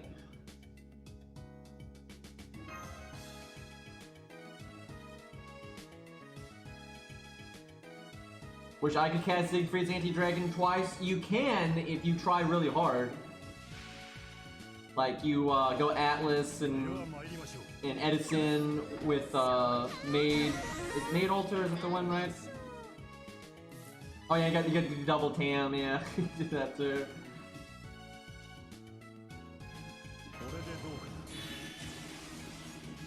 I got MHX 10-10-10-MB2. I can put her up tomorrow. Okay, so if I'm streaming this tomorrow, or whenever I'm streaming this next, somebody remind me. I'm assuming you don't have access to FGO this second.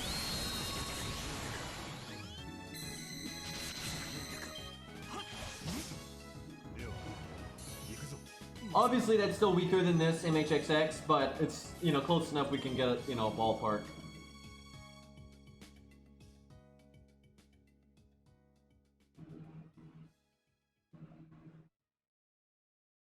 Why is Lost telling me to reset? I just got MHXS with a login ticket? Jesus! Okay, yeah, we'll give that a shot. That sounds fun. That is lucky! Is she solo rated up today? Man, I should have waited. I used my login summon ticket. I think it was like, what, I don't remember what was rated up. I just did it on whatever because I was trying to get, you know, imaginary around, which I got, which was nice, but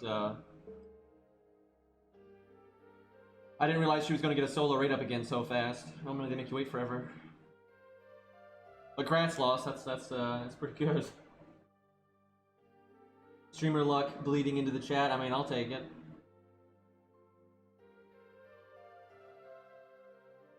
I'm just glad when I used those 10 summon tickets, I didn't get Yang.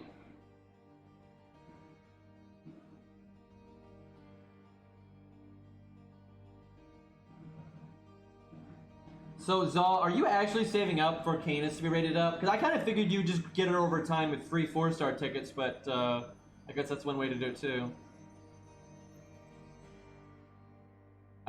My guess would be you're gonna like try to save up for her, but you know she's not gonna be rated up for a while, and so like you can use some SQ. I'm thinking is the mindset, especially because you know free 4-star ticket at some point. Whatever comes first, I guess that works.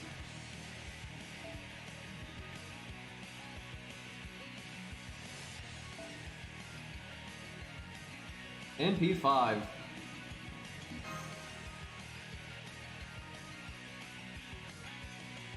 That's crazy, you just got off our summon ticket, man. That's nice.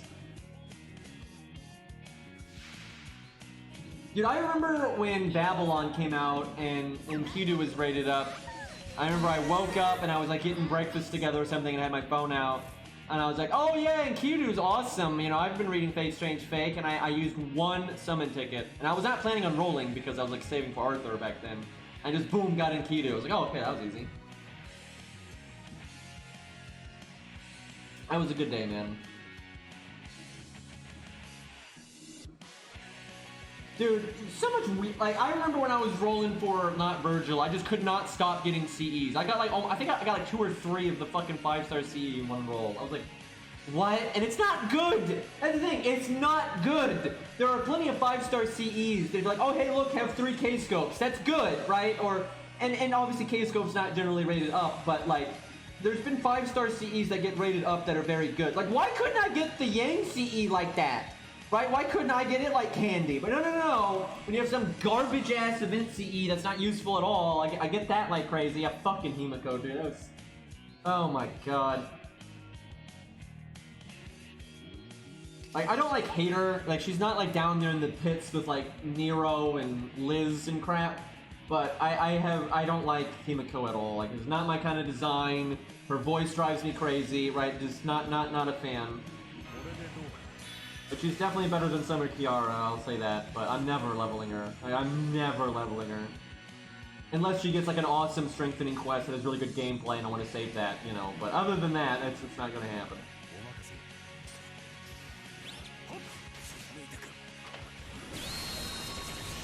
I'm telling you, you NA people, like, if you like getting strong stuff, right, you're not trying to like hold yourself back or anything like that.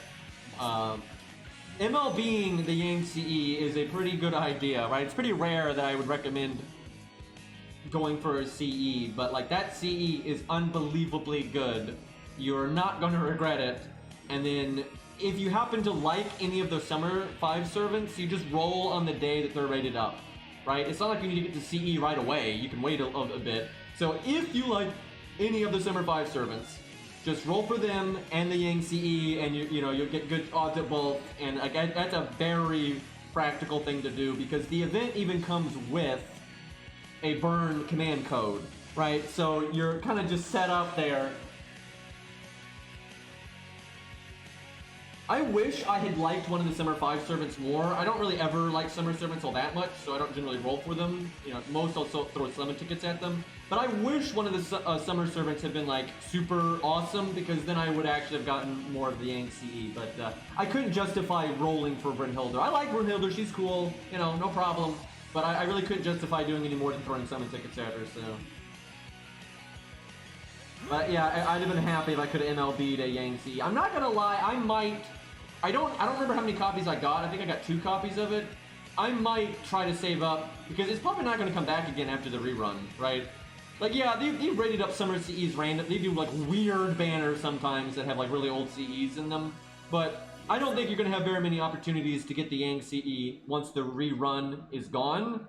So, yeah, I'm probably going to try to make sure I MLB it when it comes out. That just sucks though because I really am not. Brunhilde was like the only Summer servant that I would really want, and it's not. I don't want her like NP5 or anything. Like seriously, like I'm not gonna grail her or any nonsense like that. But, so yeah, it's going to be hard to justify rolling that much, but it's such a good CE.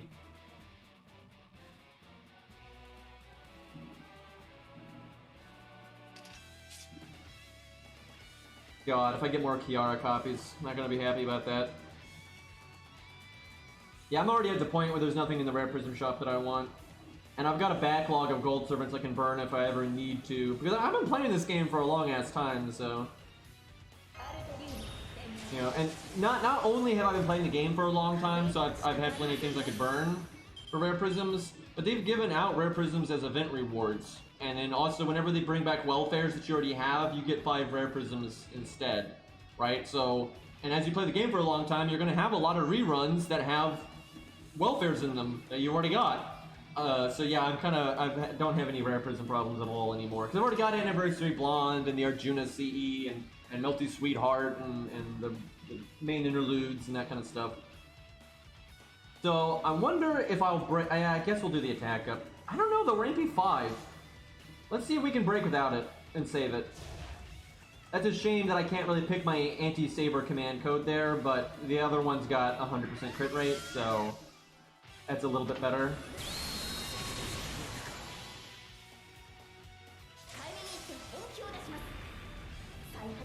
When I was rolling for Akita, I got 24 poster girls and no Akita. It was suffering. That sucks. I mean, on the flip side, at least you have 24 poster girls. Crap, crap, crap. I wanna see something. I suspect pass screen did not break on that turn, but I wanna know. Like, I know you know, this is just not a good stage for her, right? It's not reasonable. But this was like the best run she ever had. It wasn't even that lucky. It's just like, you know, Siegfried did not double buff. You know, a lot of things went in our favor. But I want to see, did I break here? I see I made more stars there. Okay, I do break here, but I use the attack buff. Okay. Now that we're in P5, so I think she can actually beat this now that we're in P5. We'll have to get lucky again. Like, we'll need things to go really well. But because we're only 10k off. Like, we're only 10k off from breaking here. So I think if you do happen to break here and you save that attack buff, I think we'll win.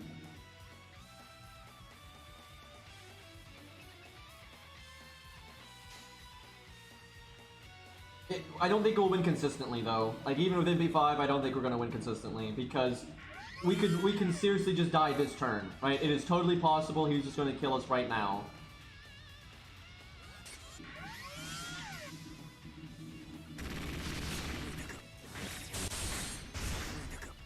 Also, yeah, he could quick charge.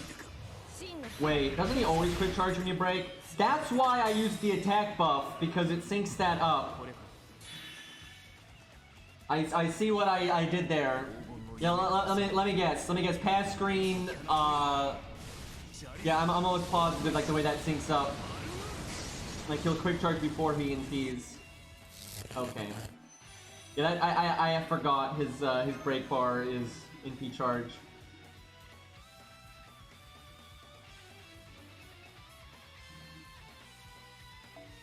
Okay.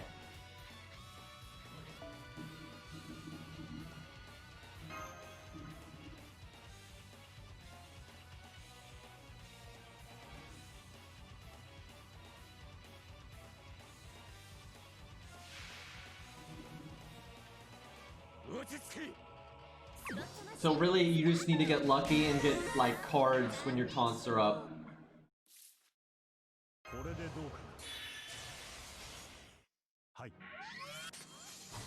Or get your crit on the card that has the saber, anti-saber damage.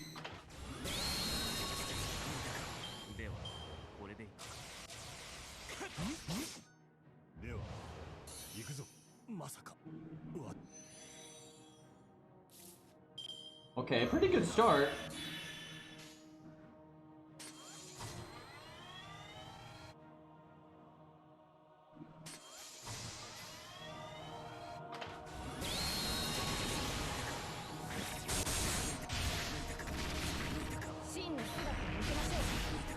Dude, her sound effects are great. Okay. Okay, this is much better than last time, because we've already gotten rid of his defense buff. We didn't make a lot of stars, though.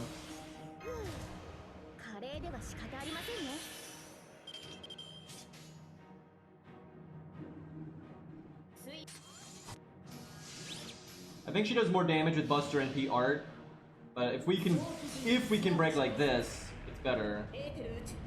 But you might have to do Buster NP art. Breaking there is better than looping.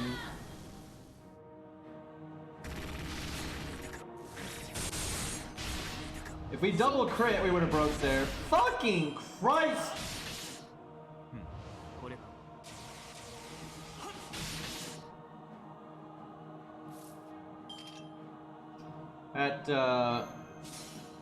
That could have been better.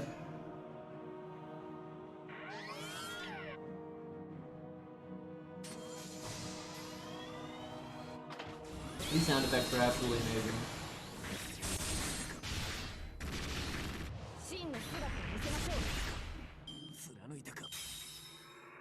What if MHX has a kid in the Servant universe? It's kind of a scary thought.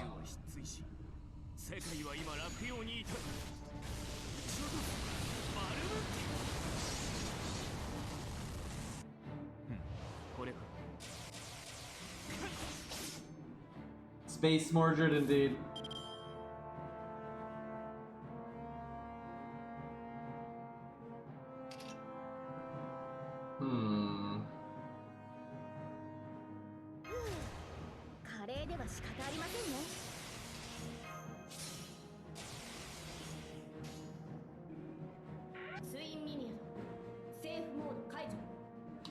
Just crit forehead.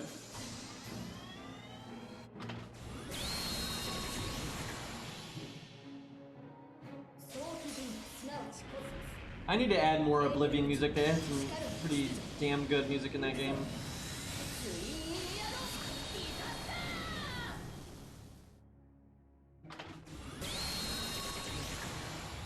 Well, I think we're dead. That was a quick attack. Okay, there we go. That's the one.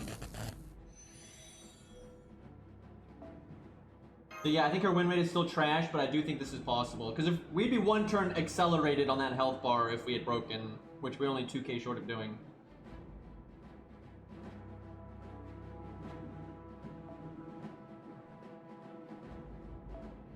Theory, I'm curious, is there any other soundtrack that you like almost as much as Nier, or is it just Nier and then like 30 spaces down is the next thing?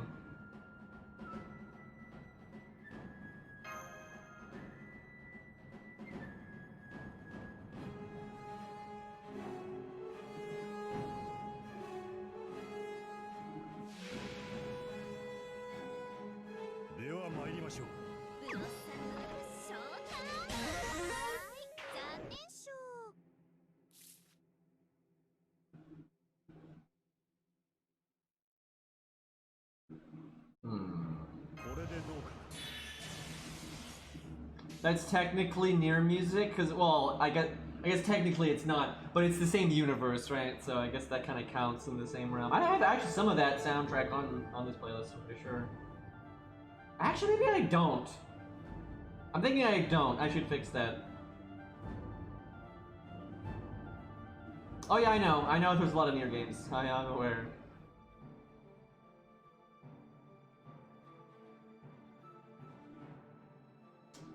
I guess just full damage.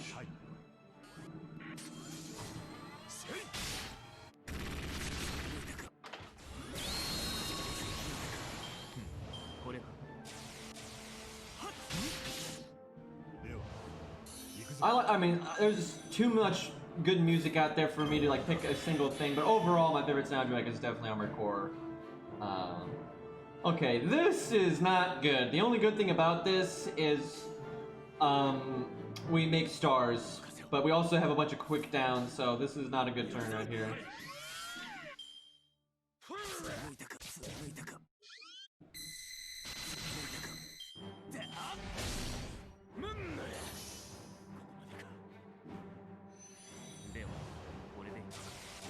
Well, we're dead. This is what I'm talking about. He either crits you or this, right? Like, it's very likely, that's why I never had a win before, is because he either does this or he crits you. It's like one or the other is probably going to happen. And, yeah, because I can only remove one buff at a time, for crying out loud.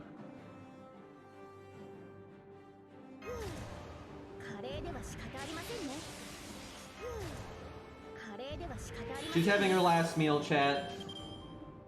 Trying to stay positive, you know.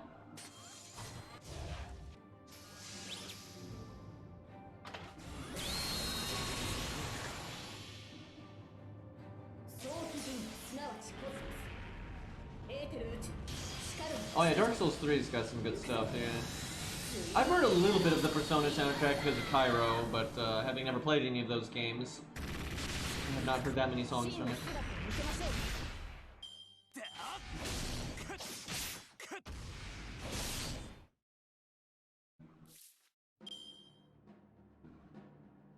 You think going Black Grail? Let me think. The problem with Black Grail would be just getting our first NP. Like, that would be kind of rough.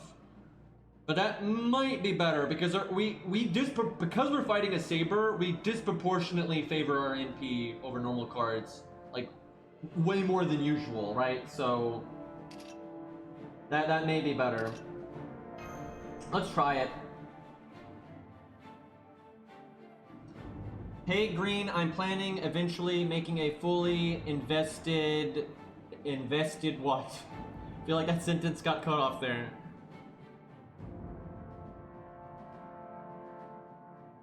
Is how Yang, I suppose.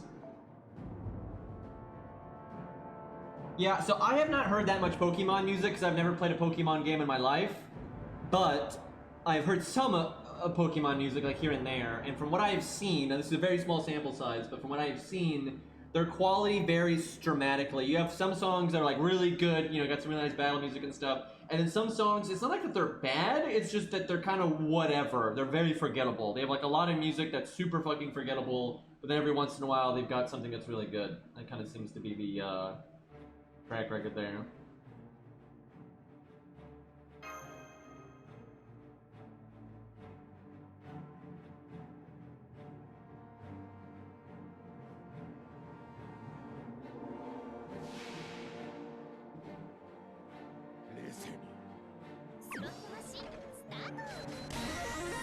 I've never ever played a Pokemon game, and only recently do I really know anything about the series because I've just been talking to my friends about it. But one of these days, I'm just gonna randomly stream a random Pokemon game, just cause, and see what happens. But yeah, I've never played one.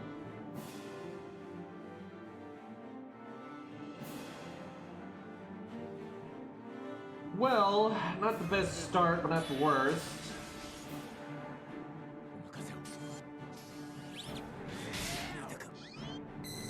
What I'm probably going to do is I'll play it on an emulator or something and get a ROM hack, and I'll just talk. I don't know much about Pokemon, but I have a lot of friends that do, and I'll ask some people, like, because some of my friends, like, you know, they know me really well, and like what my tastes are, and like, because I hear Pokemon is unbelievably easy, right? But you can like make it harder, and but I don't want just like a bunch of bullshit like ROM hacks that make the game stupid, right?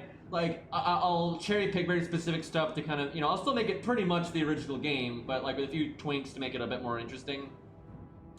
And make the game a bit more up my alley and, you know, just harder. But then I'll go in blind. Like, I'll have them, you know, kind of tell me what to use, and then, you know, go in blind from there. I probably won't play the whole game. Like, it's very unlikely, unless I end up really liking it, but I can pretty much guarantee you that will not be the case.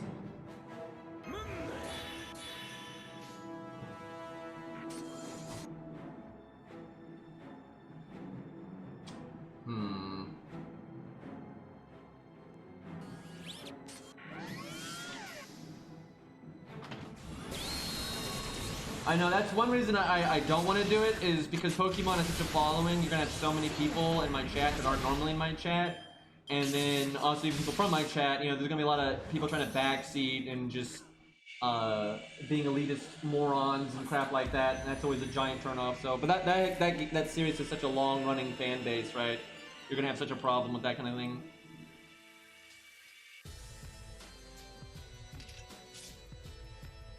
Do I grab her battery's what, 30%? Fuck, that means you really, really want to get to 70% here, because then you could just use the skill, break the bar, and go, right? We're gonna go overboard, so we have to basically hope he doesn't kill us this turn and then use our survivability after that. That is really unfortunate. 60% crit versus 30% crit, that does more damage inherently, though. I mean, 60% is more likely to crit than not, right? But not by that much. And theoretically, the 30% could crit, and then you also have the higher damage. I'm gonna live in a world where I just don't crit, so I'm gonna go with that one. And then, guys, I actually save scummed, and I saw that the 60% didn't crit, but I saw that the 30 did, right? So we went with that one. Don't kill me. No, no, no. No, no, no, no, no, no, no, no, no, no, not bust. No, okay. If that was a buster, we would have died there.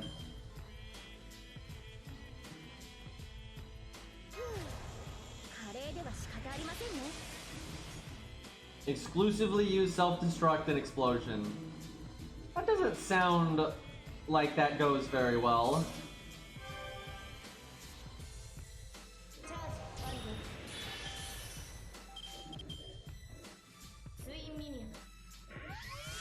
Alright, we need to break and we need to loop, pretty much. Or get close enough to our third skill and get it. Nah, dude, it's fine, trust me. I've been playing... Wait, what? What is that? Is that ROMs? I don't even know. What? I don't know Pokemon, man.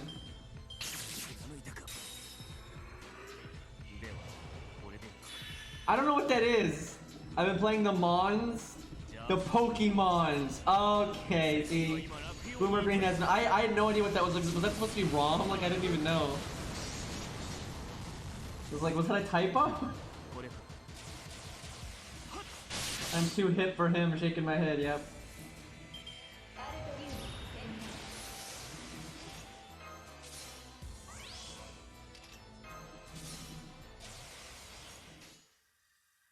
Alright, chat, here's the big one.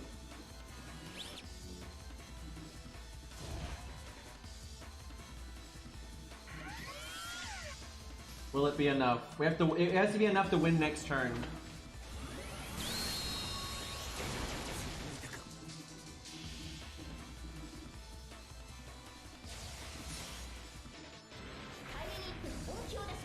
Oh god, she has the goofy voice line. You're referencing Slash Emperor! Stop being a joke! By the way, so many people don't know that's a reference to Slash Emperor. It's sad. Whoa! I was not ready to cancel the app there. What the fuck? Well, that's definitely the better. It's almost like Black Grail is good or something. Jesus! And yeah, that's Black Grail with now NP5, which is even stronger. And we had a turn of Wiggle Room. That shows how much stronger that was, because we had another turn, right? Because of, we saw the evade. By the way, though, we still could have died, because Siegfried could have one-turned us on that one turn. Thankfully, he did not do that, so she still does not have a 100% win rate. But, I'd say the win rate's pretty high now, though. But yeah, Black Grail pretty good. Black Grail is especially good on a unit like her, though, because her MP hits so ungodly hard anyway, and then she's got a battery skill, she's got art stuff, right, so she can get another MP pretty quickly, where there are some units where Black Grail is actually kind of rough because they don't really get their MP that fast. But she doesn't have too much trouble getting, like, 2 MPs. Now, getting her third MP definitely slows down, because you kind of run out of crits, and then you don't have the battery anymore, but the first 2 MPs for her are really fast. So what I think I'm going to do is, I don't necessarily want to make a whole other dedicated video to that, but what I'll probably do is I'll put it at the end of another video. So I might make that, fuck, Orion. Why did I forget his name? I'll make that Orion video versus like Suzuka Gozen or something, and then at the end of it, I'll put the MHX nonsense.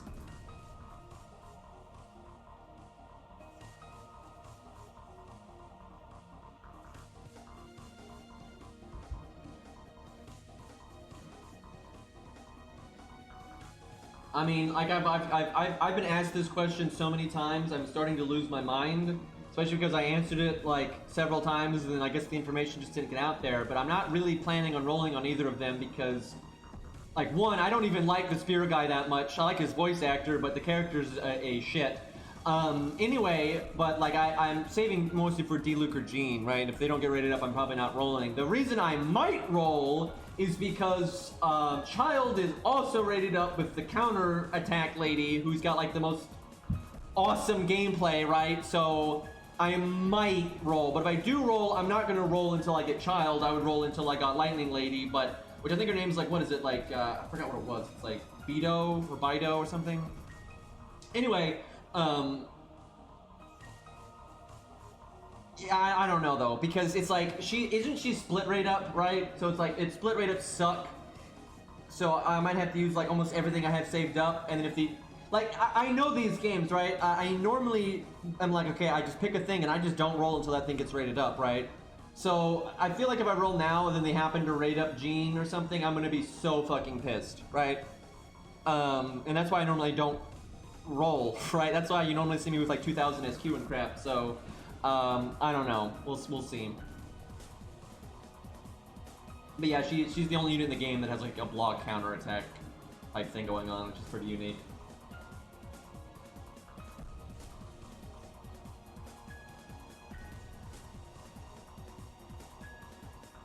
Yeah, but I know the next rate up, like, there's no way Jean's gonna get rated up like super soon, but I mean like the rate up after this like initial, you know, event thing is over, right? And it's not like I'm gonna get like was it 28,000 of the SQ fragments? I'm not gonna get, you know, that many by then, right? The only way it would go well is if I got like Bido immediately, right? And I only used like a little bit, you know, like a chunk, right? But like I'd probably have to use a lot, like knowing how the gacha can be, right? I don't want to because she's an unlimited character, right? Like you can get her anytime, and she's just a 4-star. So in the long run, I feel like it's smarter to make sure I get like Jean or something.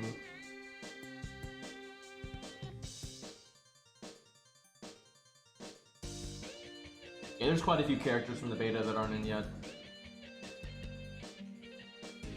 No, I didn't re-roll. I have D-Luke though. I just started with D-Luke because I didn't re-roll for him though. I just happened to get him. So okay, sure. But yeah, I've done the tutorial summons, and then I used like the story only summon crystals they give you. Other than that, I have not rolled at all, and I've saved everything, so I have quite a lot saved up. I don't roll for characters because they're good. Why? I am so tired of people trying to get like all meta in Genshin Impact. It's stupid. Yeah, so you can kill those slimes faster. Oh, okay, champ.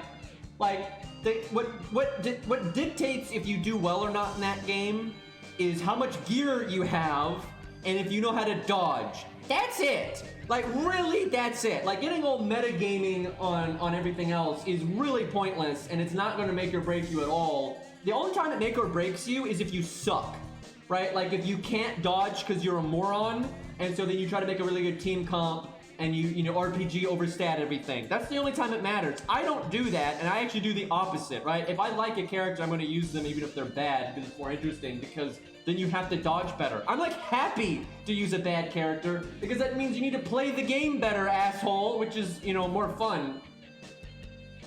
Actually dodging things, imagine that.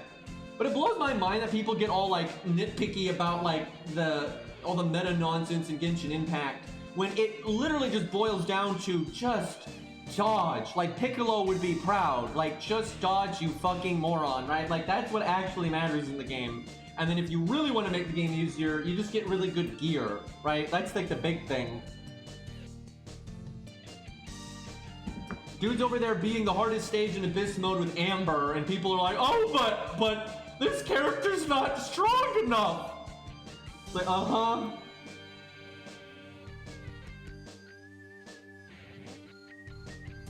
Alright, let's see here.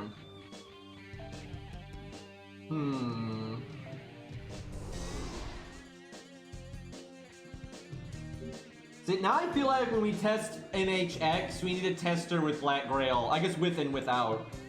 Because she benefits from it fairly well too, because she also gets her MP kind of quick. And see, this is another reason why Guadia is not a very hard boss for most people, because Guadia makes it so Black Grail is good for everyone.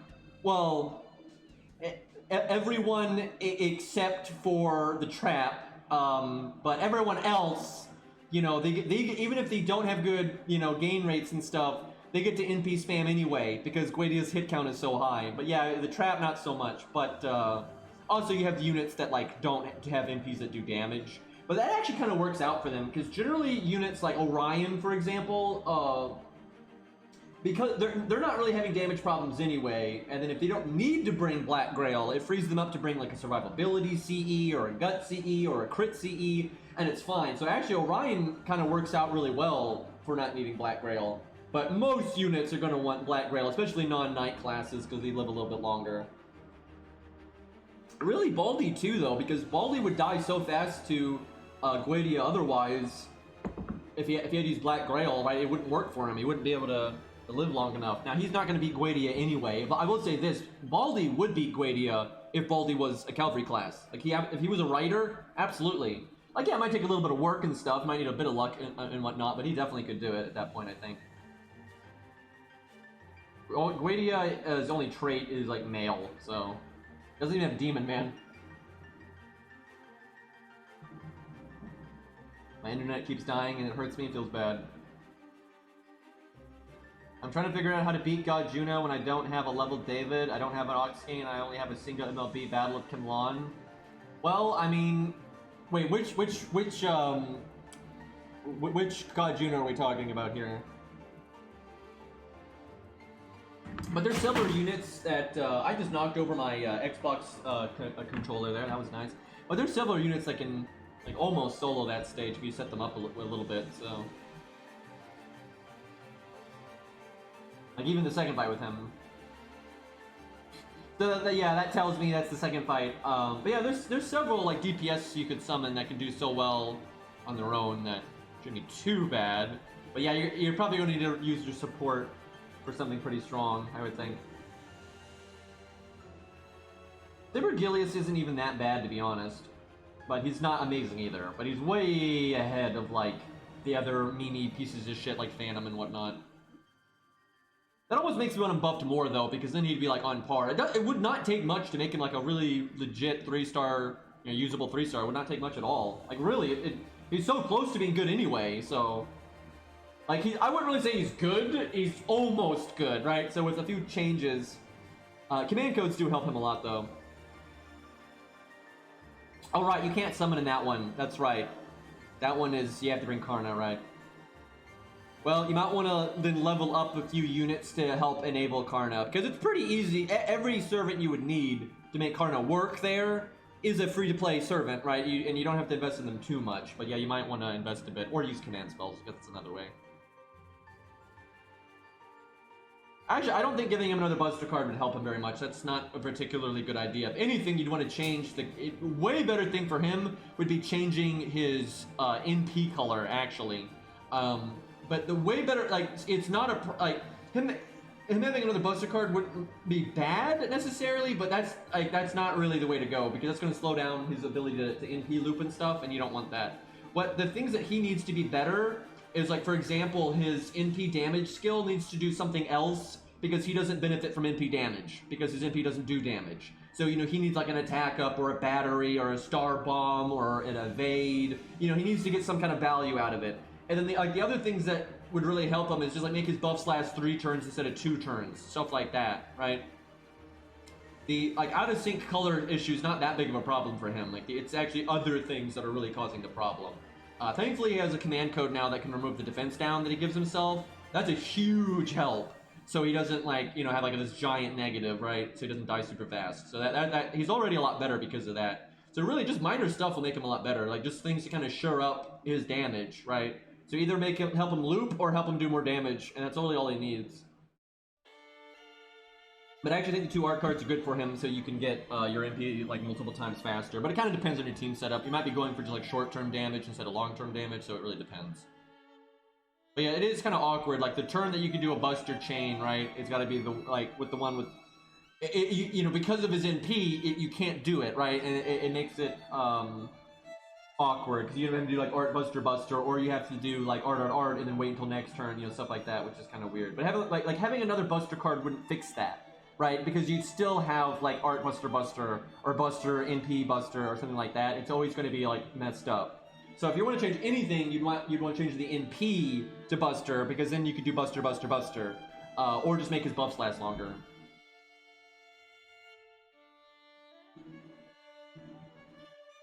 I mean, I would never act like it's an insurance that someone is going to get buffed because an anime came out. Because look at Babylon. Almost nothing happened.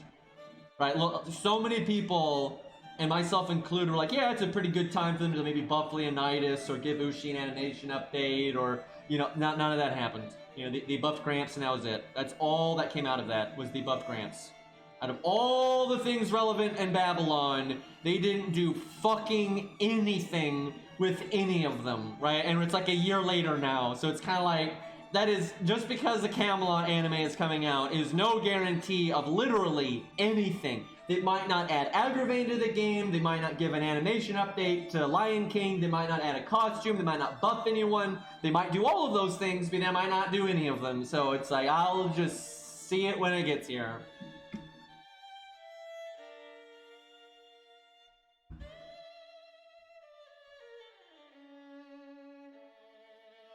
Ushi's been having a bad time, man.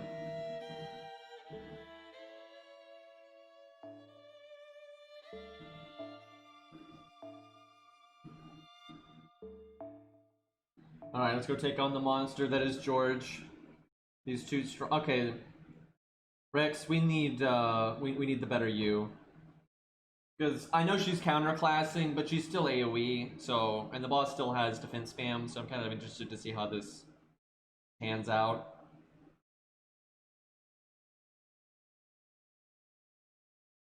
Rex giving me sass.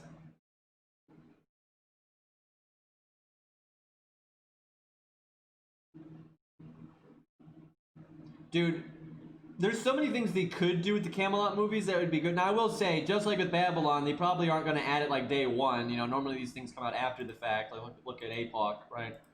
And if they did anything with Lion King, it'd probably be the second movie, because I don't think she's going to do all that much in the first movie, although we'll see. Maybe they want to, you know, capitalize on the hype. I think the first movie's going to have more hype around it than the second one.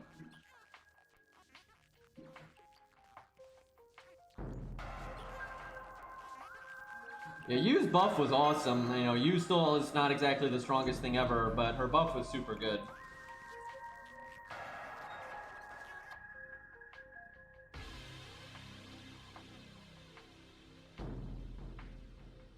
I mean, I'd say... Oh, you mean Zig, not Siegfried, excuse me. I would agree with that Zig was better. But that's kind of because the writer of APOC did the event. And they basically had just, over the years, taken the feedback about Zig not being a really, you know, a flushed out character, and they wanted him to have more of an actual personality, and they kind of just took that feedback and applied it, so... but it kind of works, because the event, canonically, takes place after APOC, right? So it's kind of, you know, him being more of a person, I guess. So it kind of works out.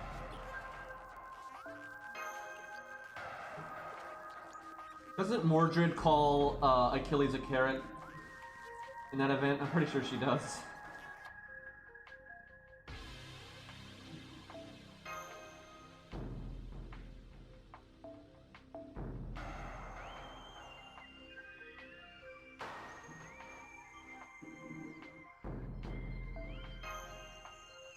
Hyde needs a buff pretty much more than anyone in the entire game, other than maybe Phantom. Him and Phantom are really duking it out for being the worst. I think Hyde is better than Phantom, I have to say.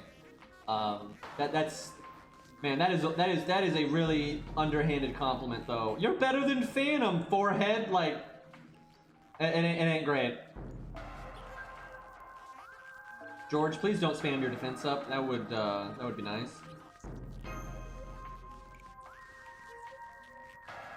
I like how they buffed all those Fate Stay Night servants and they didn't buff Medea.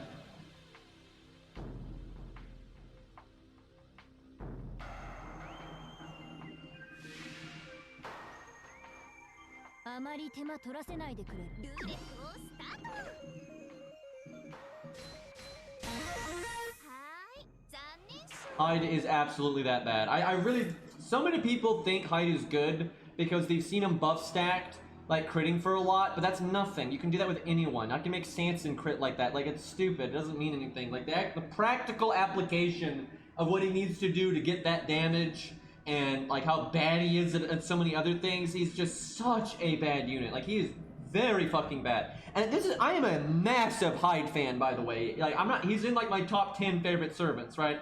Huge fan, but he is just atrocious. Like, dear God, he is bad. There's so much, like, just math fail in the way he's designed.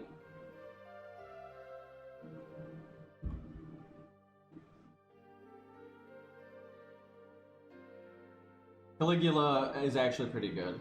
Caligula's got some uses. He's niche, but he's got uses. Okay, I'm pretty sure we just yeet the attack down.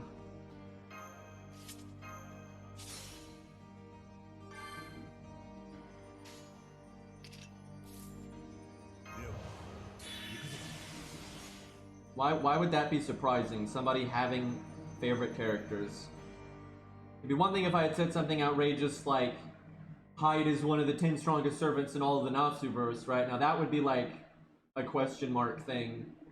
But it's kind of like if somebody says like, I don't know, Cleopatra is one of their favorite characters, why is this surprising? People have favorite characters. Why is that surprising? Look, like, what are you talking? Look at my favorites, right? It's all these, like, fucking batshit insane battle-hungry maniacs. What do you think Hyde is?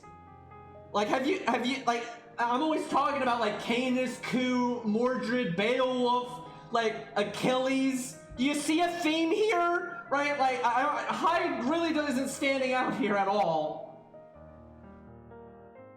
Kinda just one of the boys here.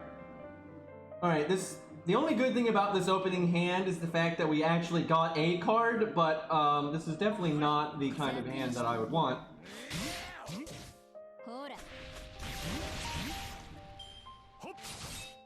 I do like Eric Bloodaxe quite a bit, but he's not like in my top 10 because he's not characterized enough for that to really be possible, right?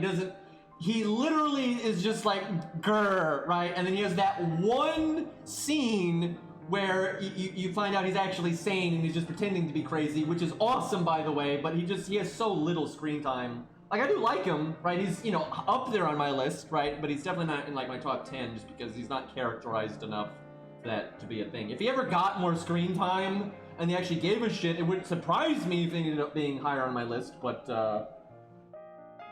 yeah, it's just, yeah, they don't seem to be fans of Bloodaxe, so he doesn't get any attention.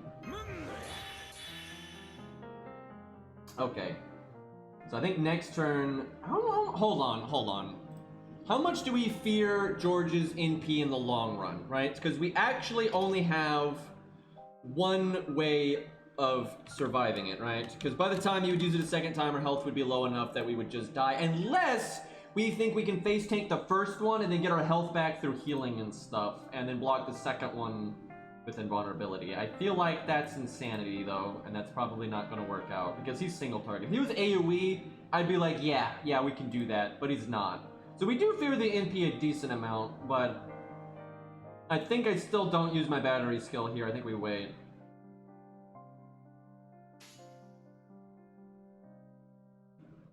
So, basically, what's going on with Bloodaxe is his wife has such a tendency of getting, like, mad jealous if Bloodaxe even talks to another female, like, servant, and she'll, like, try to hex them and drop, you know, shit on them and, like, make problems and stuff. So Bloodaxe finds it easier to just pretend that he's completely crazy, so nobody really talks to him and any of that stuff. So there's no collateral damage, basically. Because for those that don't know, Bloodaxe's wife is kind of like a spirit that is basically constantly watching over him, and she can use like shamanistic magic and stuff to help him. She can like buff him and curse his enemies and these kinds of things. And so if like, I don't know, Booty Lancer like walks by Bloodaxe and is like, yo, what's up? She'll like, you know, try to hex her and you know, cause problems and shit. So Blood X just finds it easier to just act insane, and that's that. Yeah, you find that out during the Solomon chapter, actually. I mean, she's not exactly Yandere, but she is crazy. Yandere's not really the right archetype there, but she is crazy. And normally she doesn't. She is so like possessive that she normally does not want Blood Axe to even be summoned, and normally she would attack like and try to like curse the Blood Axe's master. The exception though is if she thinks it's actually worthy. Like if basically, and to be fair, this actually isn't that crazy when you really think about it. So if you just summon Blood Axe for a regular old Grail War for like your own selfish means and stuff, she's going to try to kill the master, right? But that's not even that crazy because most of the things servants get summoned for is bullshit, right? It's not anything honorable, you know. It's just selfish bullcrap, right? So that's not even really that crazy. It's maybe a little crazy, but like maybe it's actually not crazy, but the reason behind it is crazy. But if the master summons them for like a good reason, summons Blood Axe for a good reason, then she won't do that. Like in Chalzia's case, we're trying to save the world, you know, no problem. For real, if like Pale Rider's master, for example, she probably wouldn't do anything there either. But in a lot of cases, if you summon Blood Axe for like some selfish means, you know, I want to wish on the Grail to do blah blah blah, you know, then she'll probably try to kill the master. But yeah, if the master's not, you know, is actually honorable or worth a shit or has a good goal, then she won't. But yeah, she's kind of crazy. The thing is, as far as I'm aware, Blood Axe doesn't have a reason. He doesn't care about the Grail. He doesn't have like some kind of, you know, selfish goal for the Grail. So.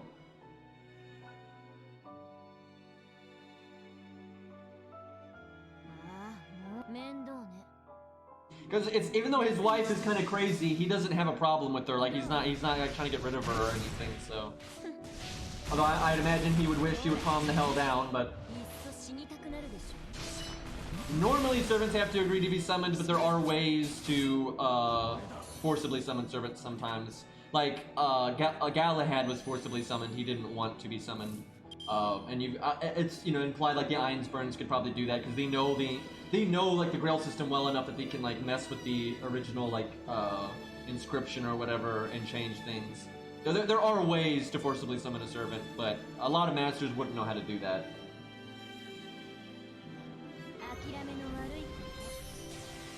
Okay, time to start the pew pew train here.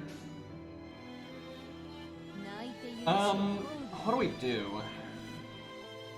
Got those quick crits, which are kind of nice, but Buster Up, Buster Chain.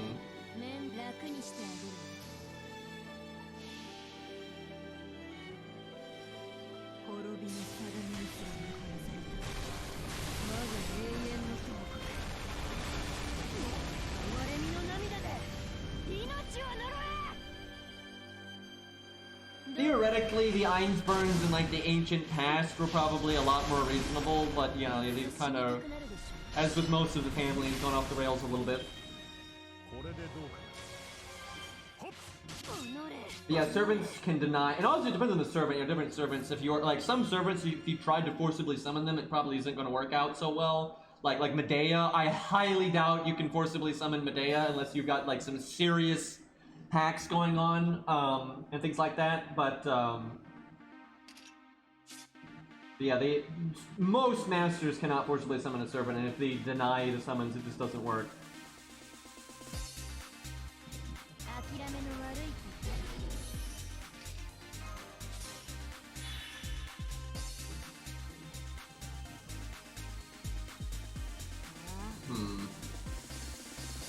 Let's go crits.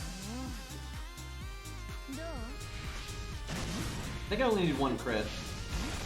Oh god. Nothing crit! God damn it! I mean, maybe this will break.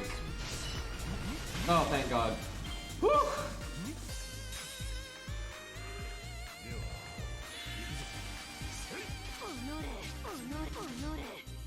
Yeah, basically Galahad got forcibly summoned and he would have either just fucked off or killed himself or killed everyone or whatever.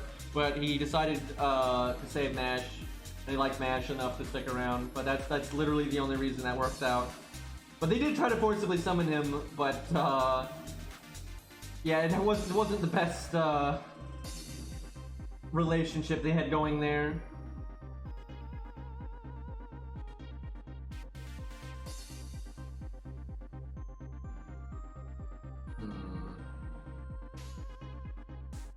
I think she's gonna win. Honestly, if she's counterclassing, even though she's AoE in a single target situation, her value is pretty good. Like, she's got a decent amount of survivability now with the healing and everything. She works really well with Atlas now.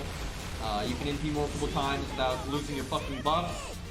And that is just such a big thing for her, because it's so much more than just not losing the buffs. It's because it allows the buffs to actually work in the first place, because her buffs are like not that much value in the short term, but a lot of value in the long term. And the way she was before, you could only keep them for a little while, and then if you NP'd again, you would lose them, and so you never got long-term value out of them, right? Which like defeated the whole purpose of them. You needed to have their effects applied for many turns for them to add up and be worthwhile. And so if she doesn't fall over dead in a really short period of time, she does get a lot of boom for her buff and stuff. And the buff that they gave her basically gives her more boom just because their skills are better now, and she's got the big ass attack buff. But then she can go longer without removing her buffs. So the buffs she already had actually linger and do her some good. So yeah, she actually won this with like easy. Not even close. Like, we wouldn't lose until the EMP the second time. We have enough healing that it wouldn't happen. And obviously the next MP coming up here we got invulnerability for. And we'll be back to full health after that. Because it'll be a turn where we don't take damage, so we'll get double healing off of it. Oh, oh no, wait, no, we don't win yet, because he has guts. Alright. It is true, we did get some good luck, but we did get some good luck, but that was not close, right? Even without that luck, it wouldn't have mattered. Like we won in like flying colors there. Now let's try her against something at neutral, right?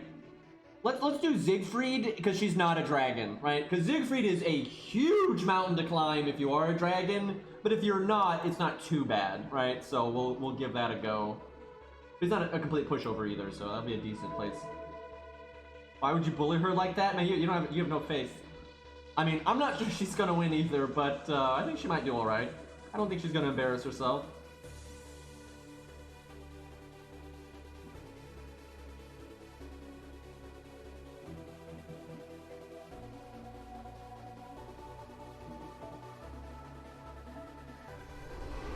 Alright. But it heals over. If you get the full heal, if you don't die before it wears off, you get a lot more than 1k healing out of it, right? And like the total amount of health it gives you is enough to buy you a turn or so, a turn or two.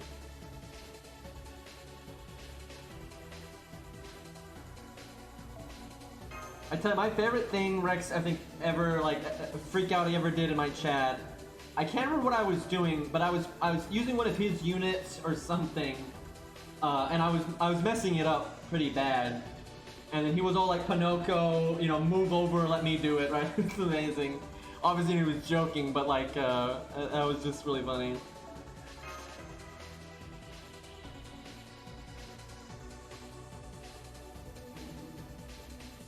I don't know why I was looking at the wrong slot there.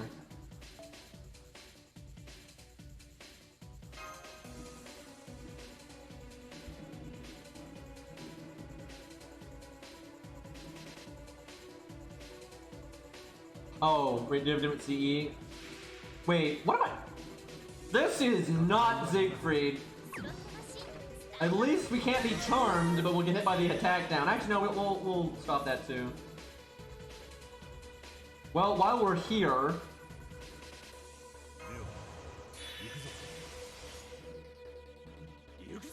I mean, the thing is, Rex literally wasn't backseating. It was a joke, but he wasn't even saying anything that was backseating.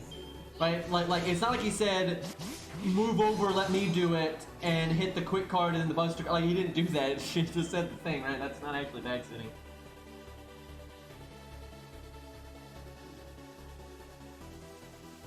Because, like, there was no advice being given right? And the implication is obviously so obviously joking that it's, you know, it's not a problem.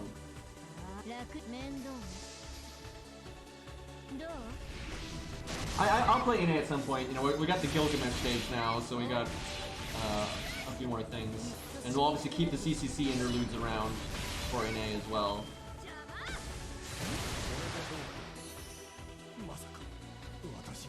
Feels bad, Rex.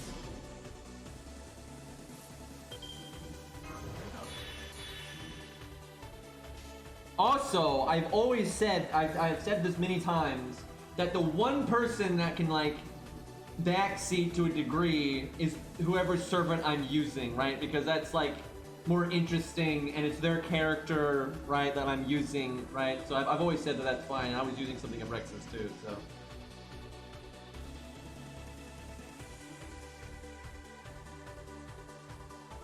Do I NP even though I've got a somewhat suboptimal... Can I just throw out an NP without any of my buffs? See what happens.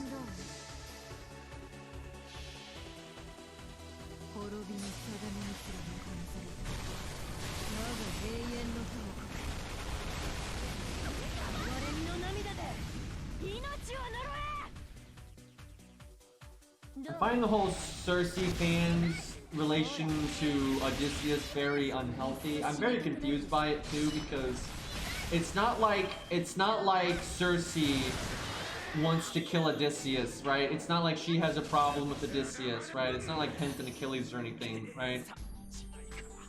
That whole situation gets really weird because people are out of their minds.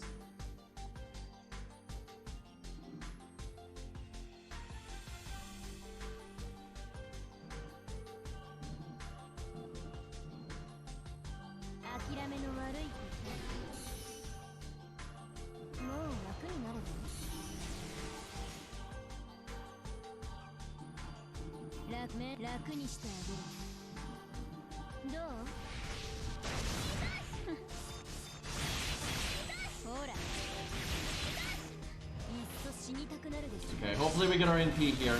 There's just no way we're gonna win before the enemy's NP multiple times.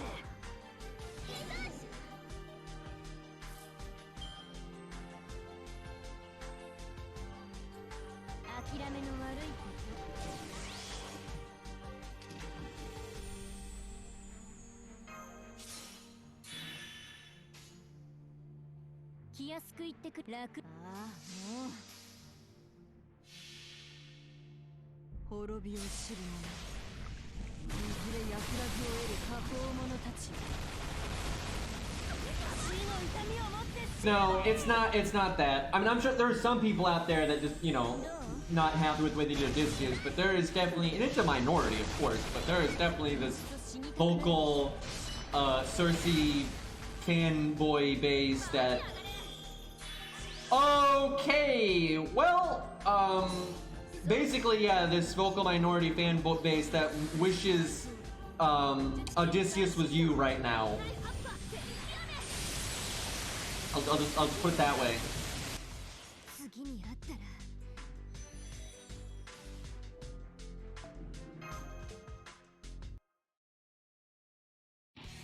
Okay, that was the wrong saber anyway. I mean, it's not like Cersei was characterized that way in Fate. That is literally the story. It's not like they made it up. I think some people just literally don't know the Odyssey at all, and it's, oh god. I don't have much sympathy for that mindset though, because it's pretty unhealthy, and it's like, I don't even know where to start with all that.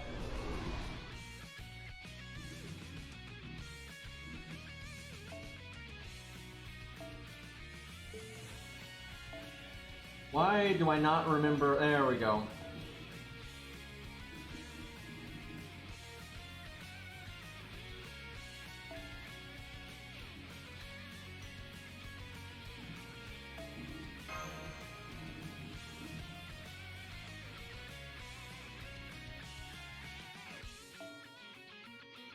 Huh.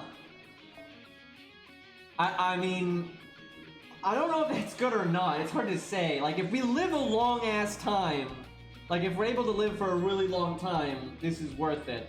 But I have a feeling we're not gonna live long enough for this to work out. Especially because no matter what happens, the second NP will kill us. Like, literally, no matter what happens, the second NP is gonna kill us, and he quick charges.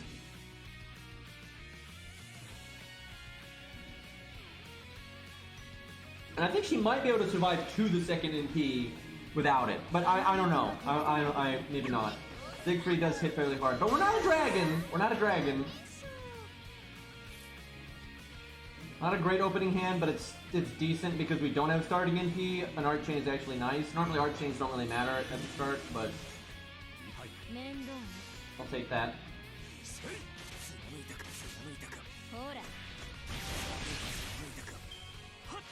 I mean, St. George might have other things to say, but right now she is not a dragon.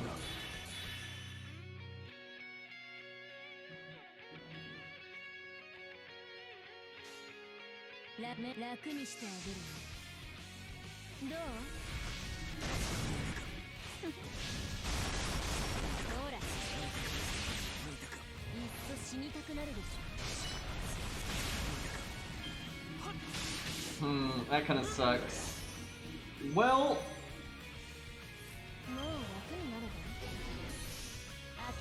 if I was gonna do that, I should have done it sooner because the cooldown would have been shorter. But I was hoping to get my NP in time.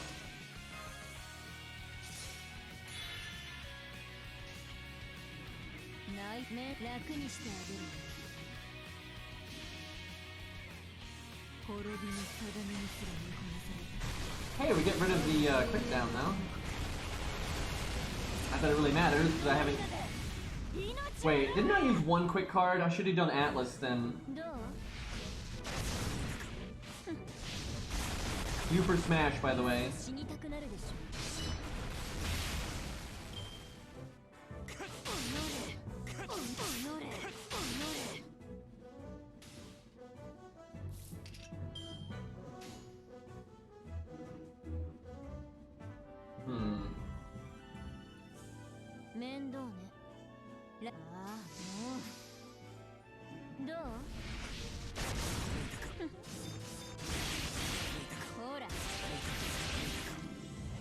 Oh god, Fury.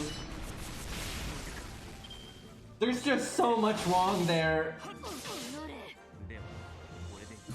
I would just like to remind everyone, like how, like as bad as that is, imagine every time he says Cersei, imagine it says Juliet, and every time he says Odysseus, imagine it says Romeo, right? And then it gets really silly. I mean, obviously there's not that much of a difference.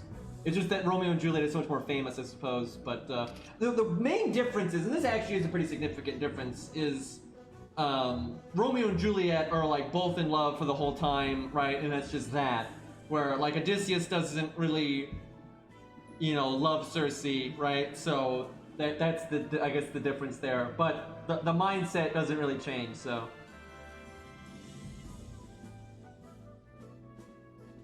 Well, so there's different takes on it, but normally Cersei's like bewitching Odysseus, right? She's kind of, you know, not being great about it, but it kind of depends. That's kind of all over the map. But normally Odysseus ends up, you know, not staying with Cersei, right? That's kind of the end result no matter what. So there's a big difference between Romeo and Juliet there, but the mindset is kind of the same thing though.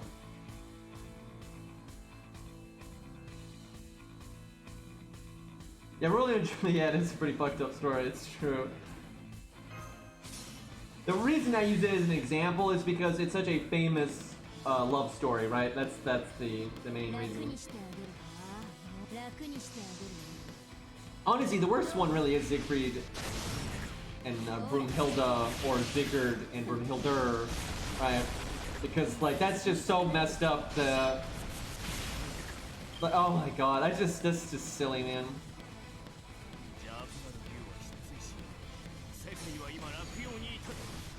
I don't really feel bad for Cersei at all because she initiated the situation to begin with, right? So she kind of got her just desserts, and she knows that, right? That's kind of the thing, and that's one reason I actually like Cersei's character, is she kind of knows, you know, like, she doesn't blame, like, Odysseus because it really was more of her fault than anything. And so, like, it's honestly kind of an interesting story and situation that they have there. It's also kind of an area you don't generally see storytelling touch on, so it's kind of interesting, really. So, like, I don't have an issue with Cersei, but the whole, like, oh my god, this female character actually likes, this fictional female character likes a fictional male character. Oh no. Like, it's the same thing with, like, K-pop stars, how they're not allowed to have boyfriends. Or the male ones aren't allowed to have, like, girlfriends, right? Like, that is ridiculous, right? That is so stupid. Like, that's like you are pandering to an idiot mindset, right? Like, that which you should never do. That's unhealthy. You're pandering to a really unhealthy mindset. Like, that's so fucked up. It's absurd, right? And with fictional characters, it's even more, well, it's less absurd that you're not actually affecting anyone's life, right? Where, like, you know, K-pop stars are real people and deserve to have their own lives, right? But in terms of, like, pandering, like, you know, they're not real. You should not be upset that a fictional character likes another fictional character because they're fictional characters. And I don't even understand. And this is, it's a minority of people that have that mindset, right? And that's why I don't like them pandering to it so much, because it's unhealthy to start with. And, like, it's just, because it gets vocalized so much, people are starting to act like that's the anime fan base, but it's not, right? Like, it's just a vocal minority. When you pander to it like that, it's like, it's legitimizing it, which you should not do, right? Like, that's crazy. And it's the same thing with, like, K-pop stars and stuff. I really don't think the majority of K-pop fans are actually like that. It's just that there's enough, when you have fan bases that large, you know, you're going to have a lot that are cuckoo for Cocoa Puffs, right? And then when you get a lot of them together, it's, you know, a loud voice, but I don't think it's the majority at all.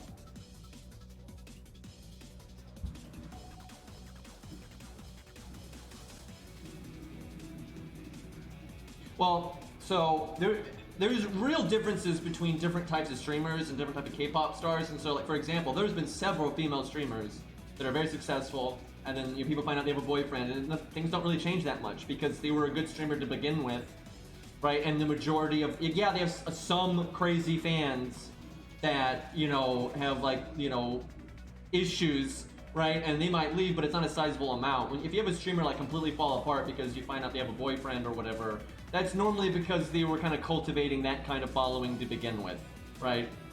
Which isn't a good idea, right? And it's the same thing for K-pop stars. You know, a lot of times, a lot of them get pretty famous just for their music and that kind of stuff on its own, right? The problem is, the issue with K-pop stars is less of the fans and more of the industry, right? Because the industry wants every penny they can get. And so it's, like, literally in their contract that they can't have a boyfriend, right? So if it gets out, you know, generally the industry behind them is going to axe them or throw the rug out underneath their feet and stuff like that, right? That's, like, the biggest problem, right? A lot of times I think they would still survive just fine, you know, if their music's good enough, right? But they're trying to, you know, pander to a specific audience, and they're trying to make every penny they can, and again, they're breaking their contract. It should never be in the contract. It shouldn't be legal to have that in a contract. It's insane. And the obvious example of why it obviously doesn't need to be that way is if you look at other countries, it's not that way. There's plenty of male and female, you know, like, singers and stuff that are huge and have relationships, you know, in their lives, you know, and it might result in a tiny minority of people bitching, but no one cares, and we ignore them, and everyone moves on with their lives, right? The K-pop scene is, like, cultivating it, right? They're pandering to it, and they're giving a microphone to these people. Because like I said, I think it absolutely is a minority in Korea. It's just, they're loud.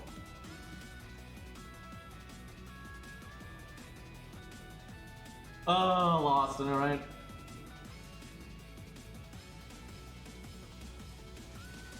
I just don't get it, and maybe this is just because, you know, I have the mindset that I do, but I've always thought it's like, if you like romance and stuff in fiction, surely you would want, like,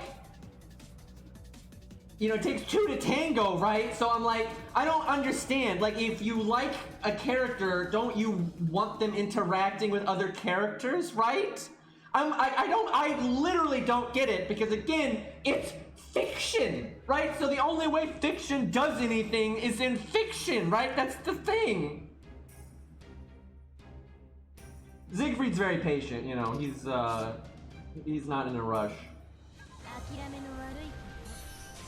Now, imagine, Rex, if I could use Atlas again, right? If I could get the cooldown reduction again, you know, then we might be getting somewhere with the healing and everything.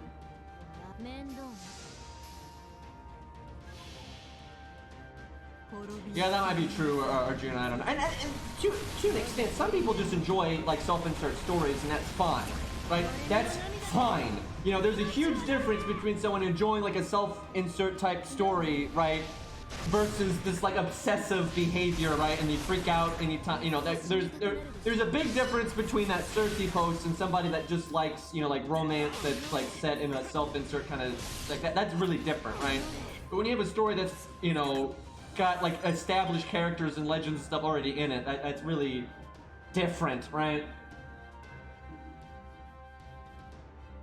I wish we had done, more damage there. That would have been nice.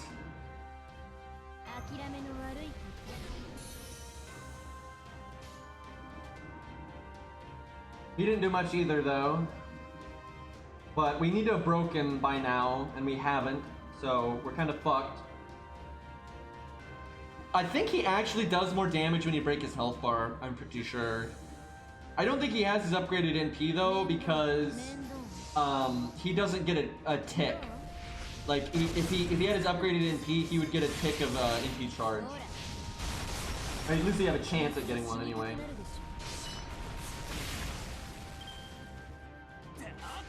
Yeah, we're both showing off our bad damage, right?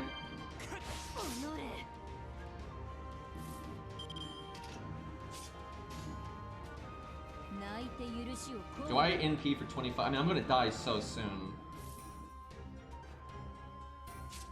This is my last turn of buff removal resistance.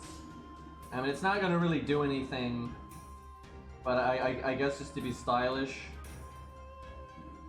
Because we're pretty much dead no matter what here. Hey, if she breaks the first health bar, I'm pretty happy with that.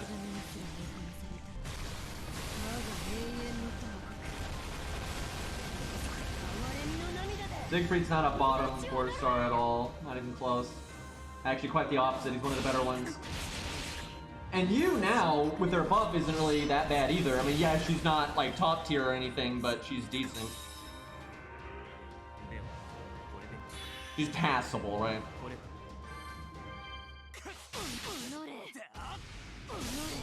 Hey, we're still alive! How about that? That means I probably shouldn't have NP'd, but, although it got him to do the debuff clear, which is why we're alive. So actually, the NP probably saved our lives. Run away! I know, right? But hey, she broke the first health bar, and then she got a turn into the next one, and we could potentially get a bit better than that. That's not bad. Yeah, this is pretty good.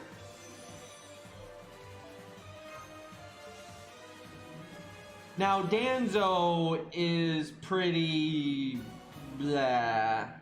Does anybody have a really upgraded Danzo that we can compare to you? Because I can pretty much guarantee you Danzo or Donzo, I think it's Donzo, is not going to do as well. Like, definitely not.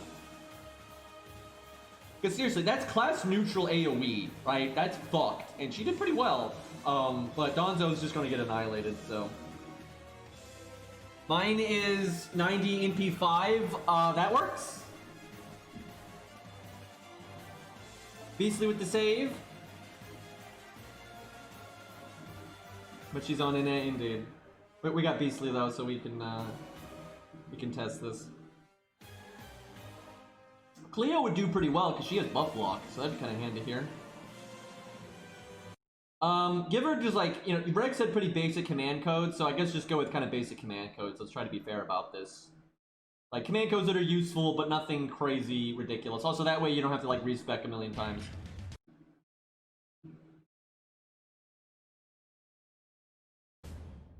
I have noticed that Beastly and Fury do have some overlap in their taste. There's definitely some differences, but they both like Fujino and Donzo, apparently. But, like, Fury's a big Aussie fan, and I don't think Actually, I have no idea how Beastly feels about Aussie. Care to share with the class, Beastly? Because I have no idea what your thoughts on Aussie are. Wait for the diesel engine powering my phone to spin up. Yeah. I just got MP1 Donzo off a single ticket. Well, enjoy the abysmal damage. I had Aussie on my support list before Martha. I didn't remember this. So I'm assuming you like Aussie then too. Probably not as much as Fury though. Fury's got him like, you know, level 100 and all that good stuff. Donzo's a cool character. Like, she's fine, you know, but yeah, she kind of sucks. So hopefully, I mean, she has some uses. She does. It's not like she's useless. She really isn't. She does offer the team a lot of survivability. You just don't. Normally, you're not going to need that much. You'd rather have like Fuma or something, and then have all the utility and stuff, right? Like, she just doesn't. Like, she really is. She's not Phantom. Let me put it to you that way. She is much, much better than Phantom of the Opera. But for a 4-star, she's pretty meh.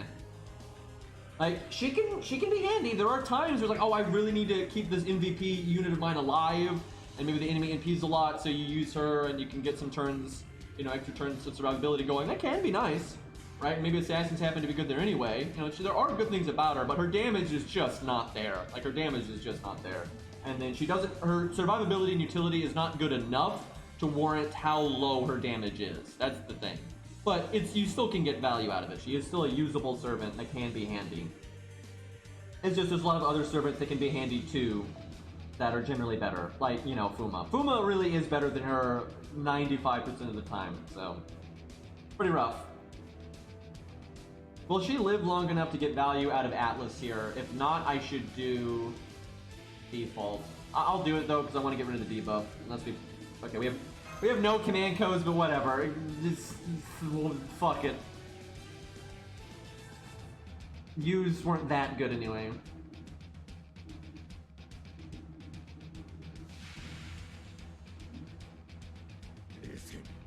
I think at some point they're just gonna randomly buff her. I don't think they're gonna wait for any thematic time. I think it's just like they randomly buffed, you know, all these random servants in the anniversary event and stuff like that, and they just randomly, you know, will buff servants from time to time. I think she's in that camp where she just has to be chosen by the Wheel of Fate, right? They gotta spin the Wheel of Fortune and hope it lands on her. Because at this point, I'm pretty sure that's how they decide who gets buffed. Like, they obviously buff things when it's thematic, like, you know, Mordred got buffed with the APOC event and things like that. You know, they absolutely do thematic stuff. I just don't see her being thematic anytime soon. Right? The only chance I see of her being thematic is if they decide to put her in an event. And let's be real, every event has some pretty random-ass servants in it that end up being pretty relevant to the event story, right? So if she just randomly gets chosen for an event, you know, maybe.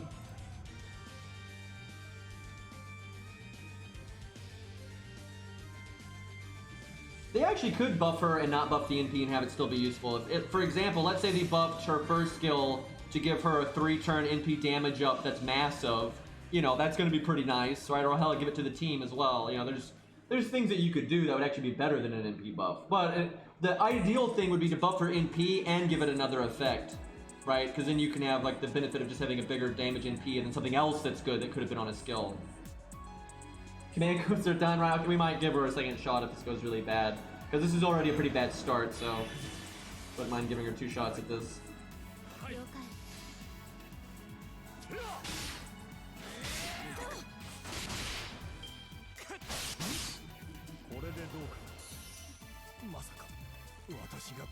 Oh yeah, obviously when you fight Limbo for real, he's not going to be one of the Shinigami, right? Obviously, he's going to be like his actual self, and he is confirmed to be playable because he has one of those trailer things, right? He's one of the trailer servants.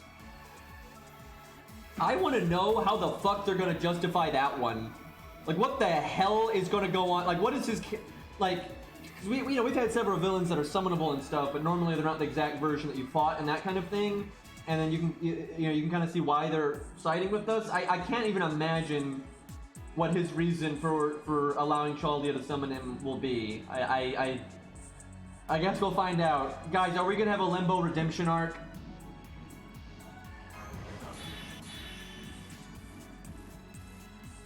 Force summon. I don't think we would, like, I don't think we can force summon, and even if we could, I don't think we would use it on him, right?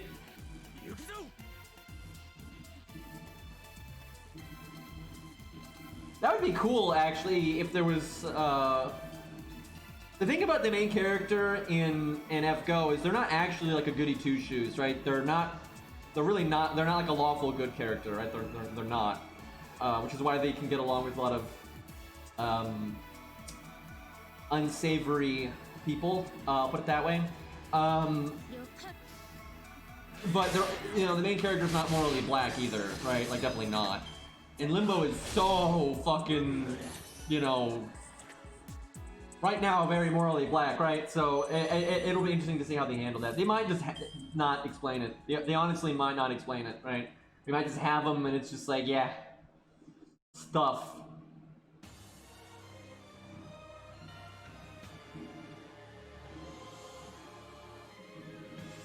Okay.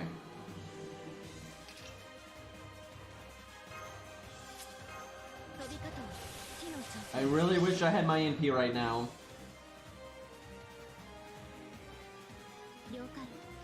Just crit forehead. Why do I have command codes? I'm pretty sure when I looked at it, when I clicked her, she had no command codes at all. Like, I'm pretty sure it was completely blank. So why do I have 2 command codes?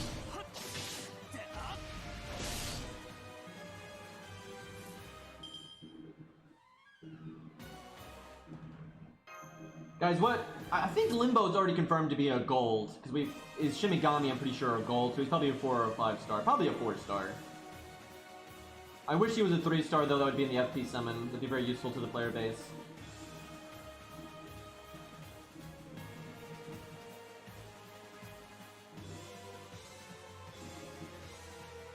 Yeah, maybe they might even use her when we fight Limbo. Maybe she'll show up again. That could happen.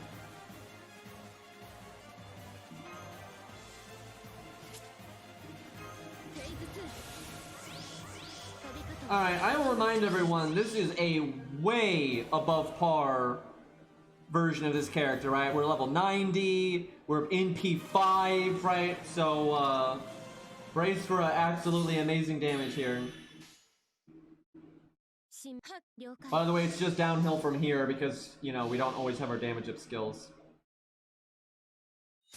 In P3, I lied before. I've been lied to.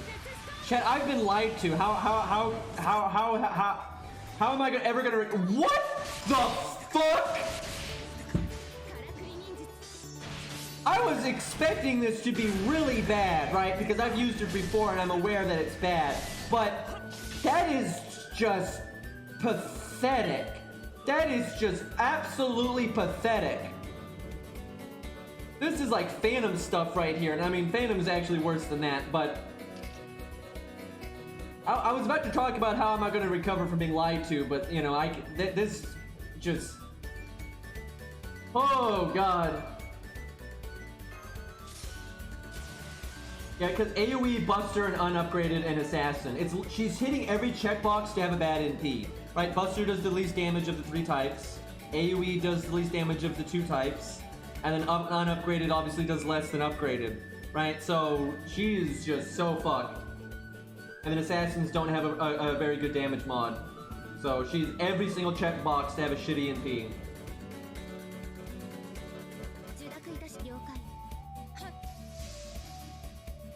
Her normal card hit harder than her NP. Yeah, that's the way of it sometimes.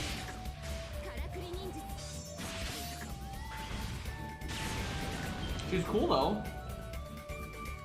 Like surfing around, like was it Shadow from Sonic?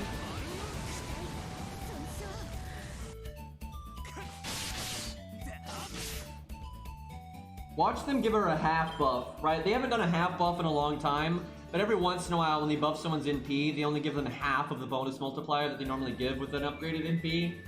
So imagine they did that for her, how shitty that would feel. It would still be better than what she's got, but that'd be such a slap. Because normally when you give them a half a buff, it's like saying, oh yeah, this unit is so good they don't need a full buff, right? And like Jack's case, that was true, but not really the case over here.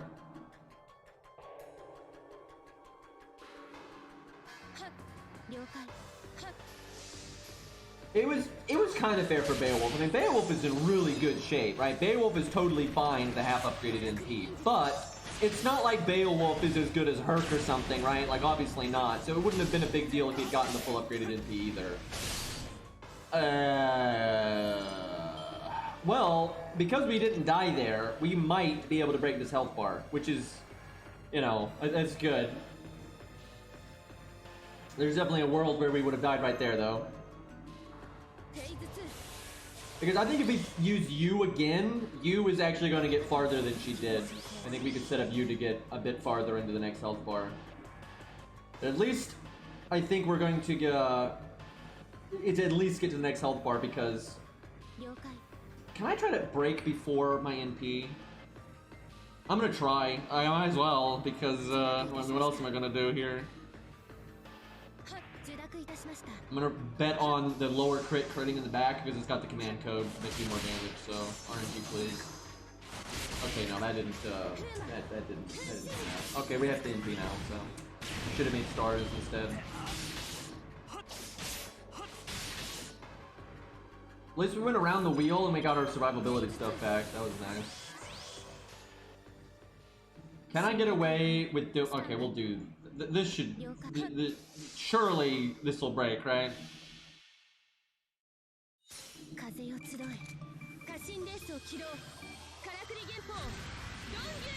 Limbo's not a nice guy, by the way, Fury. I feel like he's slightly unpleasant. I kind of want to kill him with Fuma now.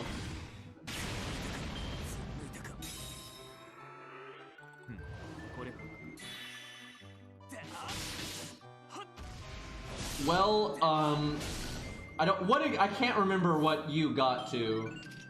I think we're gonna be slightly behind, unless, well, it actually might be slightly ahead because of these crits. But we actually had better luck than you did. I think if we played you again, I think you would do better than she did last time. But, Donzo did alright though. That's actually quite a bit better than I thought. The funny thing is, though, it's completely accredited to just how much survivability she has, right? Our damage was pathetic, right? There's no way around that. Our damage was quite bad. Yeah, we did better. We did better than you. But yeah, our damage was completely pathetic. The reason that we did as well as we did was so much survivability. Like, we just lived so long. I'm actually kind of impressed. I'm not impressed by her damage. Her damage was pathetic, but honestly, her survivability to damage ratio was good, right? She lived so much longer than you might expect that she kind of made up for the damage. So that actually wasn't too bad. It wasn't, you know, obviously not top tier or anything, and clearly you're not always going to get that kind of value out of her, but that's not bad. Donzo did better than you, confirmed. She needs a nerf. Oh, God.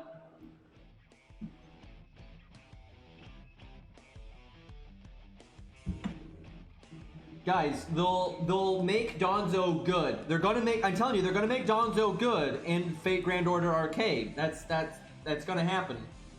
There's already been instances like that. Like, wasn't Benkei, didn't he have to nerf Benkei because he was too good? And because, you know, you didn't have to wail for him? You know, you can't have that. You can't have, like, a meta-defining servant that you don't have to wail for, right?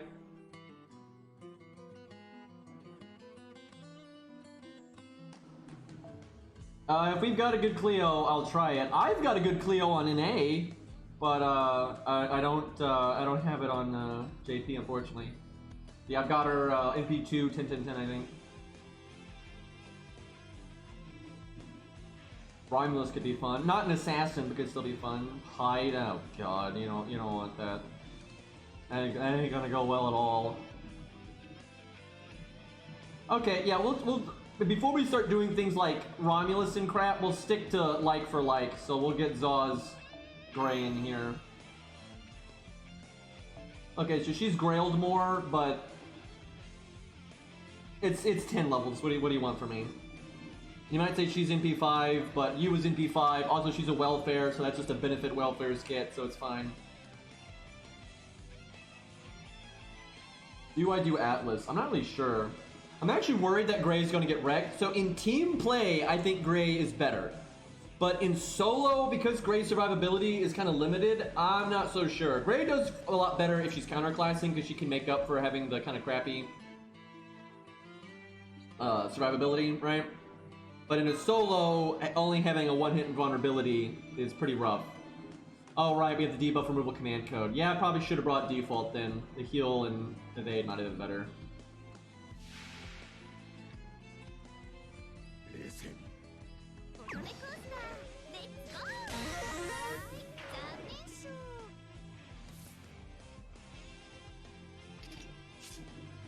Yeah, but I mean, Fury obviously is going to look up all the Donzo-related stuff, and the Lost Belt stuff, not Lost Belt, the Epic Arena stuff's already happened.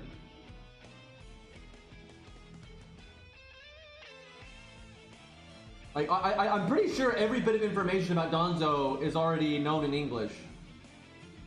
Like, I don't think there's any of that stuff is JP specific.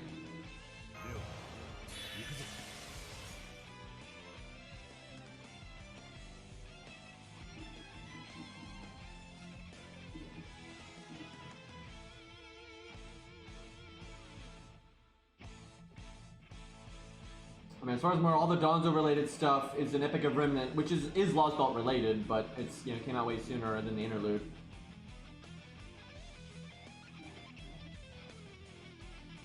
I don't think people realize you learn a lot about that stuff in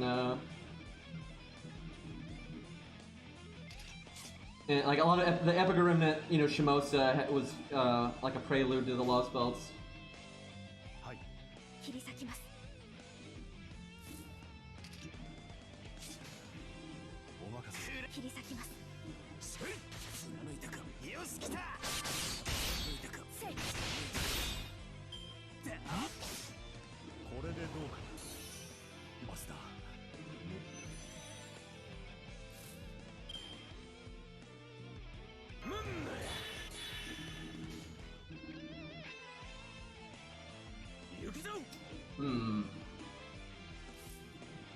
I almost want to not use that art card to just save the heal because I think we might need it. That was really unlucky. I'll just pretend that that I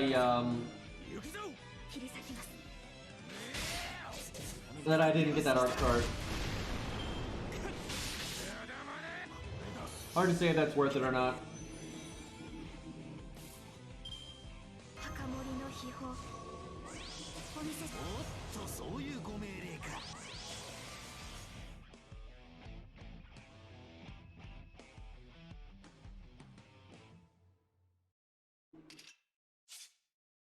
Because see, Fury's not an idiot, right? Like, you know, he tries to avoid spoilers, but he knows that's his own responsibility. He doesn't go around to other people's streams telling them not to talk about things that I've literally streamed. That blows my mind, right? Like, it blows my mind that people would join my chat and get mad at me for spoiling things that I streamed. I'm like, okay, yep, that makes sense. Logic really oozing out of this one. Now, like, where it makes sense to get mad at spoilers is when people throw them out in places that they don't belong and stuff. Like, if you're on a, like, you're playing Overwatch, right? Because I'm pretty sure things like this happen, right? Like, so you're playing Overwatch and people start spewing spoilers for, like, new movies that are coming out over voice chat, right? That makes sense to get annoyed by, right? That makes sense. But, like, my whole thing is, like, I try to avoid spoilers, and sometimes I take it really seriously, and sometimes I don't. It just kind of depends on what it is. But if I truly don't want to get spoiled on something, you know, the ball's in my court, right? I don't use Reddit. I won't, you know, look up YouTube videos related to it. I won't, you know, look at Discord, right? Like, if I'm really trying to avoid spoilers, I just don't use those things, right? And if let's say I'm trying to avoid spoilers for, like, Star Wars or something. Now, all the new Star Wars movies are trash, and I wouldn't give a fuck if I got spoiled or not. But let's say I cared, right? So if I was, like, really caring about spoilers in, like, the new Star Wars movies, I would never go to a Star Wars Reddit. I probably would stay away from Reddit, period. I wouldn't go to, you know, I would just avoid that stuff, right? You don't look at YouTube comments, right? You just, it's not, what are you missing out? Oh, no, I'm not going to read YouTube comments for a week. Oh no! Right? Like, it's probably going to be doing you a favor anyway, right?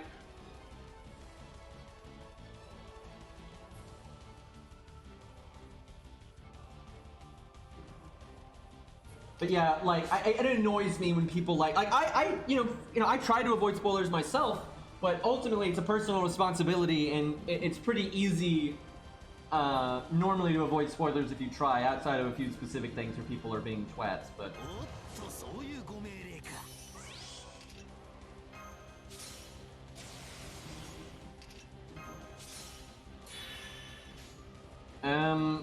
I actually don't know how to play Gray, by the way. I want the heal.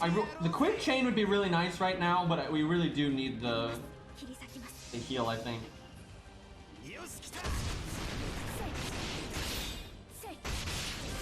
Oh, did NA get Artoria's animation update? The other animation update? Because you all started with our first animation update.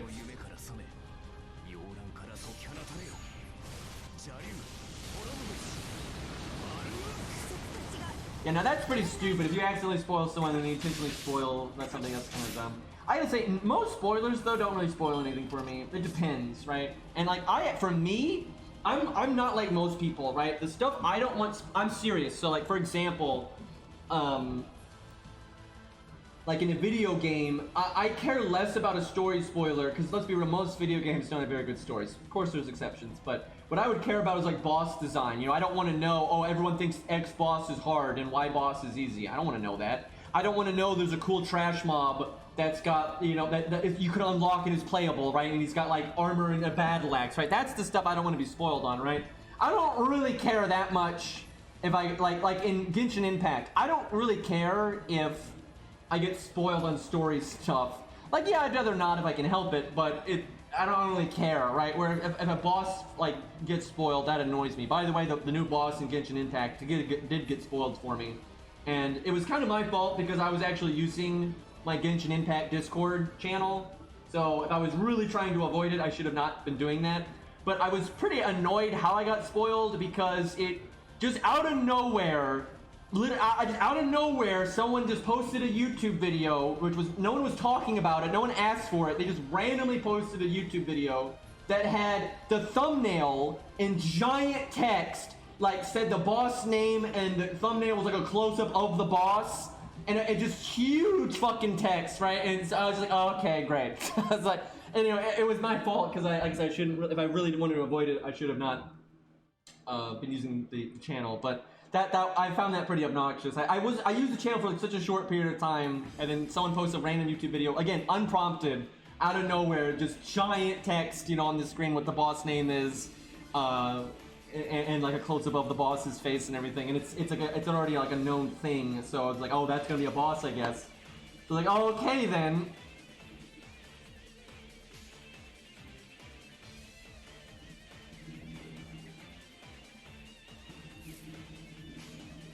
But especially as a streamer, you want your reactions to be natural, right? Because a big part of what people enjoy about streams a lot of times is how the streamer reacts to things, right? So, and it's also generally just more fun when you don't know these things, right? So, I tried. Gameplay spoilers are really shitty for a streamer, right? Because I'm not gonna have like an oh shit moment if you know like what a boss does, or if you know a boss is really hard, or like, oh, there's just like, oh, you know, if you know a boss is gonna bust out of the floor or whatever, you know, it's not gonna be surprising, right?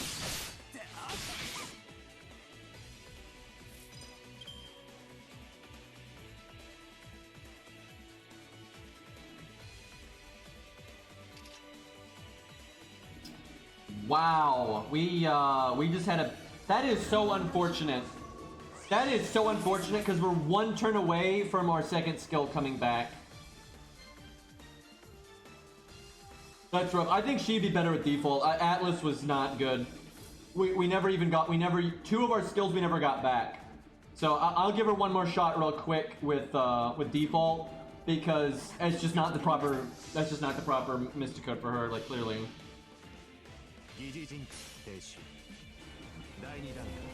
Wait, is NA seriously already getting Sinnoh's animation update? That's crazy. That is so early.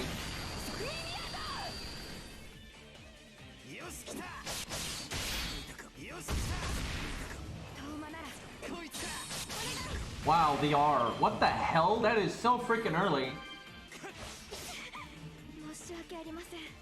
Okay, I'm pretty sure she's going to be on par with the other ones because she's pretty close. She's only 44k off, and I think we just need a different Mystic Code.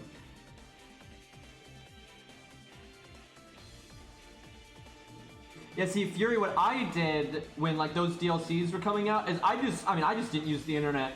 Like, you know, I didn't do anything on the internet, really, other than, like, you just, you know, normal stuff that's obviously not going to get you spoiled. But, you know, I just completely stayed away from that kind of nonsense.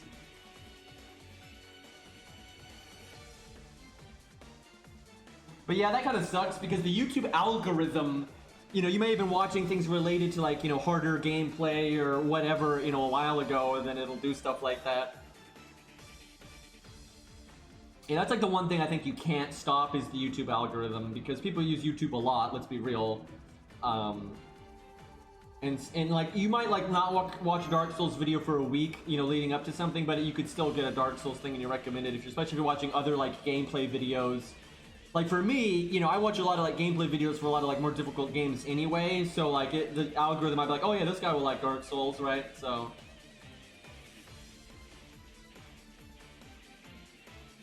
I almost forgot to change the Mystic Code around.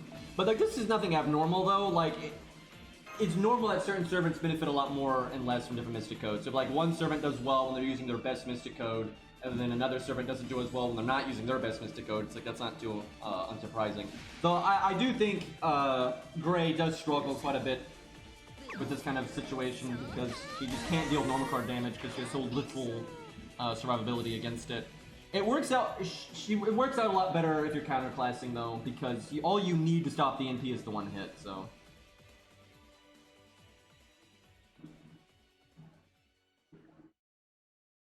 And it'd be pretty hard for Lee to beat Siegfried, to be honest. I think people really underestimate how skilled Siegfried actually is, and it'd be very difficult.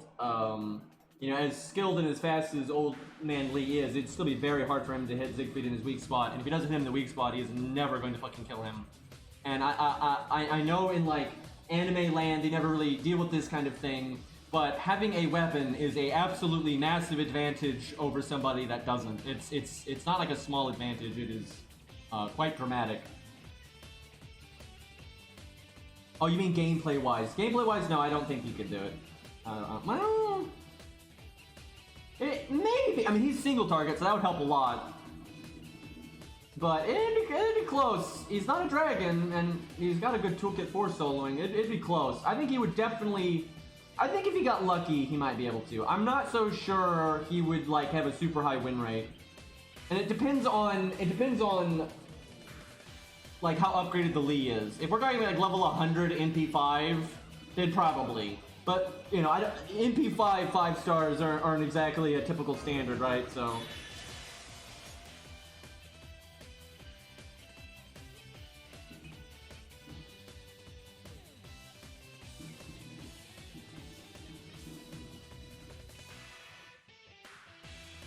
I doubt Cersei could do it.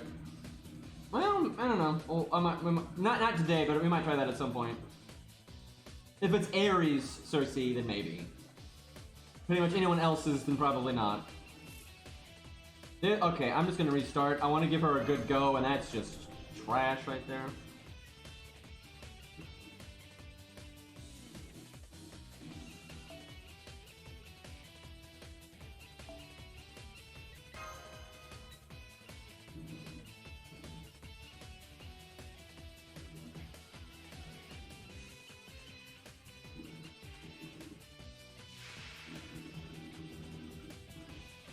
Now, if you beat the main interlude, it's gone. Except this one is unique in that you can keep the Kiara stage forever. Even if you beat it, it'll stay around forever. So you can always do the Kiara fight. But the rest of the stuff, if it's gone, it's gone. Okay. This is slightly better than the other one because I can at least remove the debuff. But I mean, Jesus.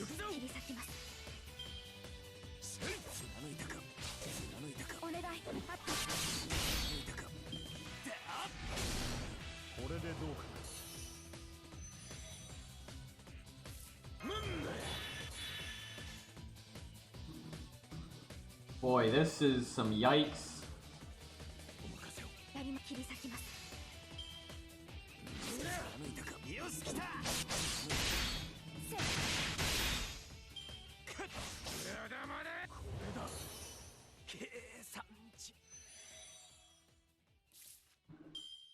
Chat, I know this is gonna sound insane, but I don't know because I never was really into like holidays and like family get-togethers and that kind of thing.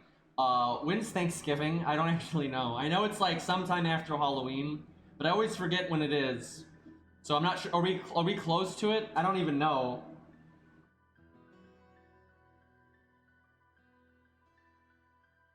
Oh, that's stupid. It's one of those like it moves holidays, eh? The last Thursday of November. That is so annoying. So what? It's the 26th? It's one of those holidays. Okay. But yeah, they'll probably still do a Thanksgiving banner. It would just be later.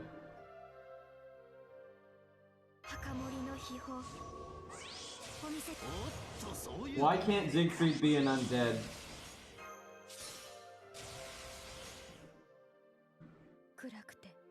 I like how you... I see what you did there. I'm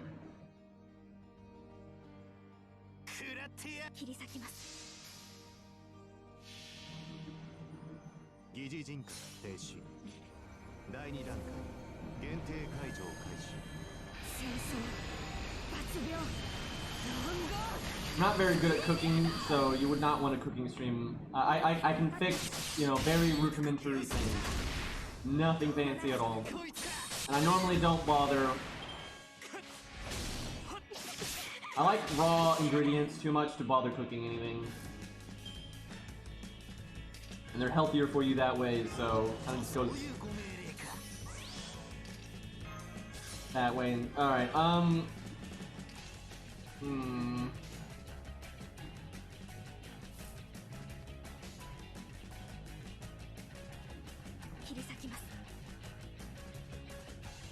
just don't quick charge forehead.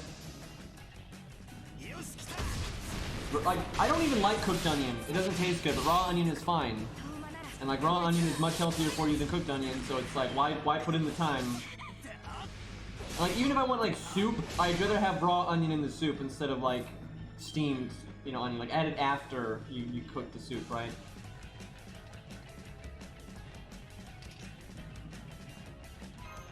Alright, well, we could have died there, but honestly, we're getting worse luck than Donzo did because, in terms of having to face it with normal card damage anyway, Gray was pretty likely not to die there because we had so much self-healing. But Donzo's got the more hard survival to like, because Donzo lived way longer, but she still had a turn where she was like gambling with her health bar. That's what I'm talking about.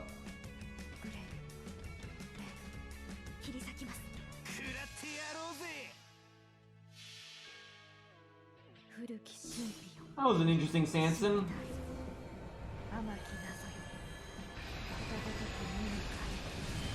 I really only like raw veggies, to be honest. I don't like vegetables cooked, steamed, or anything like that. To me, it makes me. I don't like mushy things, right? Generally, and that overwhelmingly makes them more mushy. So, and they just lose a lot of flavor that way. So yeah, I've never been a fan. Of course, there are things I prefer cooked. You know, like I don't know, meat. You know, I'm not an advocate of raw meat here, but.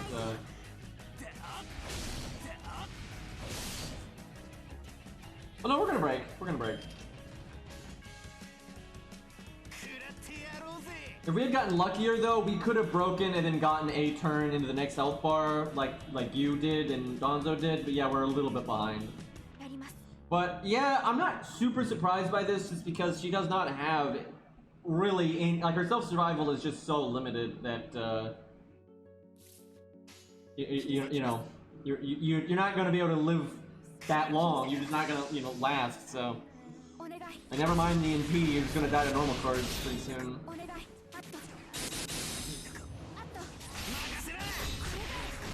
The thing is, we overkilled so much there, we didn't need to be 100. Like, we just overkilled really hard on that turn, so it wouldn't have mattered. And we actually got worse luck than Donzo did. Like, very much so. Like, because we... How to explain this? So, because our proper Mystic Code for Gray is default, that's the correct Mystic Code to use for her, right? You are more likely to get an extra turn out of your health bar because you get the heal, right? But we didn't. right? We weren't able to get an extra turn out of that health bar. Like, if you did that over and over again with Gray and Donzo, you're gonna have runs where Gray's gonna get an extra turn out of face tanking with her health bar, where Donzo's probably not.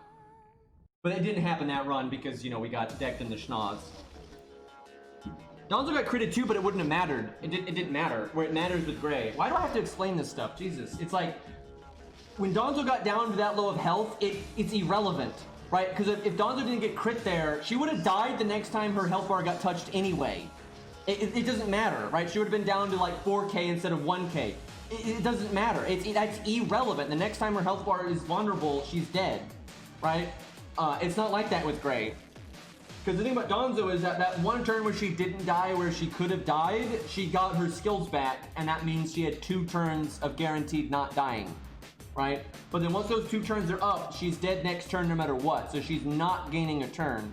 Where Gray, because she's actually bringing the heal, is more likely to end that turn with enough health that another normal card turn won't kill her. That didn't happen that time, but it could have happened, and that will matter. That would give Gray 1 more turn of survivability. Where with Donzo, it won't matter. It's irrelevant. She's going to die in the same turn no matter what, because once her 2 skills are gone, then she's dead. Like, Donzo's going to live longer either way, right? Because Donzo has the 2 turns of hard survival, she's going to live longer than Gray either way, but that's relative to her, the damage that she's doing, right? Like, the total value you're going to get out of Donzo in the end is not going to really change there.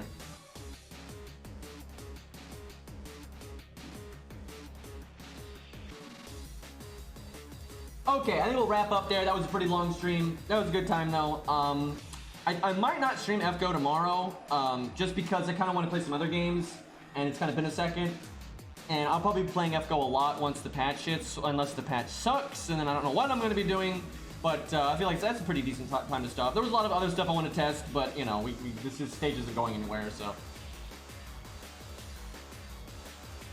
Yeah, that's a thing, is, yeah, Gray is aimed more at team play, because, now, I've always said, there's no way around it. Like, Gray is the kind of unit you can test in a solo, and the value that you're testing, it does translate to a team, right? Like, Gray having less survivability than, like, some other assassins, like Donzo or Fuma or something, is a negative. In team play, it's still a negative. It's not necessarily as big of a negative as it is in a solo, but like a unit having, it's not like it's ever bad for a unit to have huge survivability in team play, right? Like, that's still a good thing, right? So it's still a negative in team play that Gray doesn't have as much survivability, but it's not as big of a negative, and because Gray has like more on-demand damage, and a lot of times that's what you're wanting, she can fill what you need in a team better sometimes. Yeah, I might play some more Ninja Gaiden soon. I don't know if people want me to play more of that or not. I'm not really sure. Because, you know, hack and slash games can be kind of repetitive to watch, right? Because you're not the one, like, dealing with the mechanical stuff. So I don't know if I want to stream it loads or not, but we'll see. I love that game. I'm never unhappy to play it, so. But yeah, for damage, Gray is better. That's the thing. Gray did not live as long, and she did almost as much damage as Donzo. She did not do as much damage. You know, Donzo definitely did more damage. But Gray did almost the same damage in less time, right? Where Donzo, although did do more damage in total, it took her several turns longer. But that's still good. It's not, Donzo is, if you, let's say you have a team built around Gray, right? Or a team built around Donzo, like team gameplay, not solo. Donzo is probably going to live longer than Gray in that setting or no, right? Like, she's still going to live longer. And that can be relevant, like very much so. All right, boys. I'm trying to think. I don't know if I'm gonna do a bonus stream today or not. I'm trying to think. If I do, I'll probably will play like Ninja Gaiden or something. Okay, here's what I'll do. I'll wrap up the stream, and if I do a bonus stream or not, I'm gonna say something in the announcement channel shortly, and I'll just say I am gonna do one or I'm not. So I'm not quite sure. But yeah, we might play some like Ninja Gaiden or Ys Origins or something. Ys Origins, whatever the hell it's called. But yeah, thank you for hanging out, everybody. I will see you all later. Yeah, I fucking love this song, by the way. And I figure I'm not gonna play Genshin Impact because the patch is soon, so I'll just kind of wait on that one. All right, peace.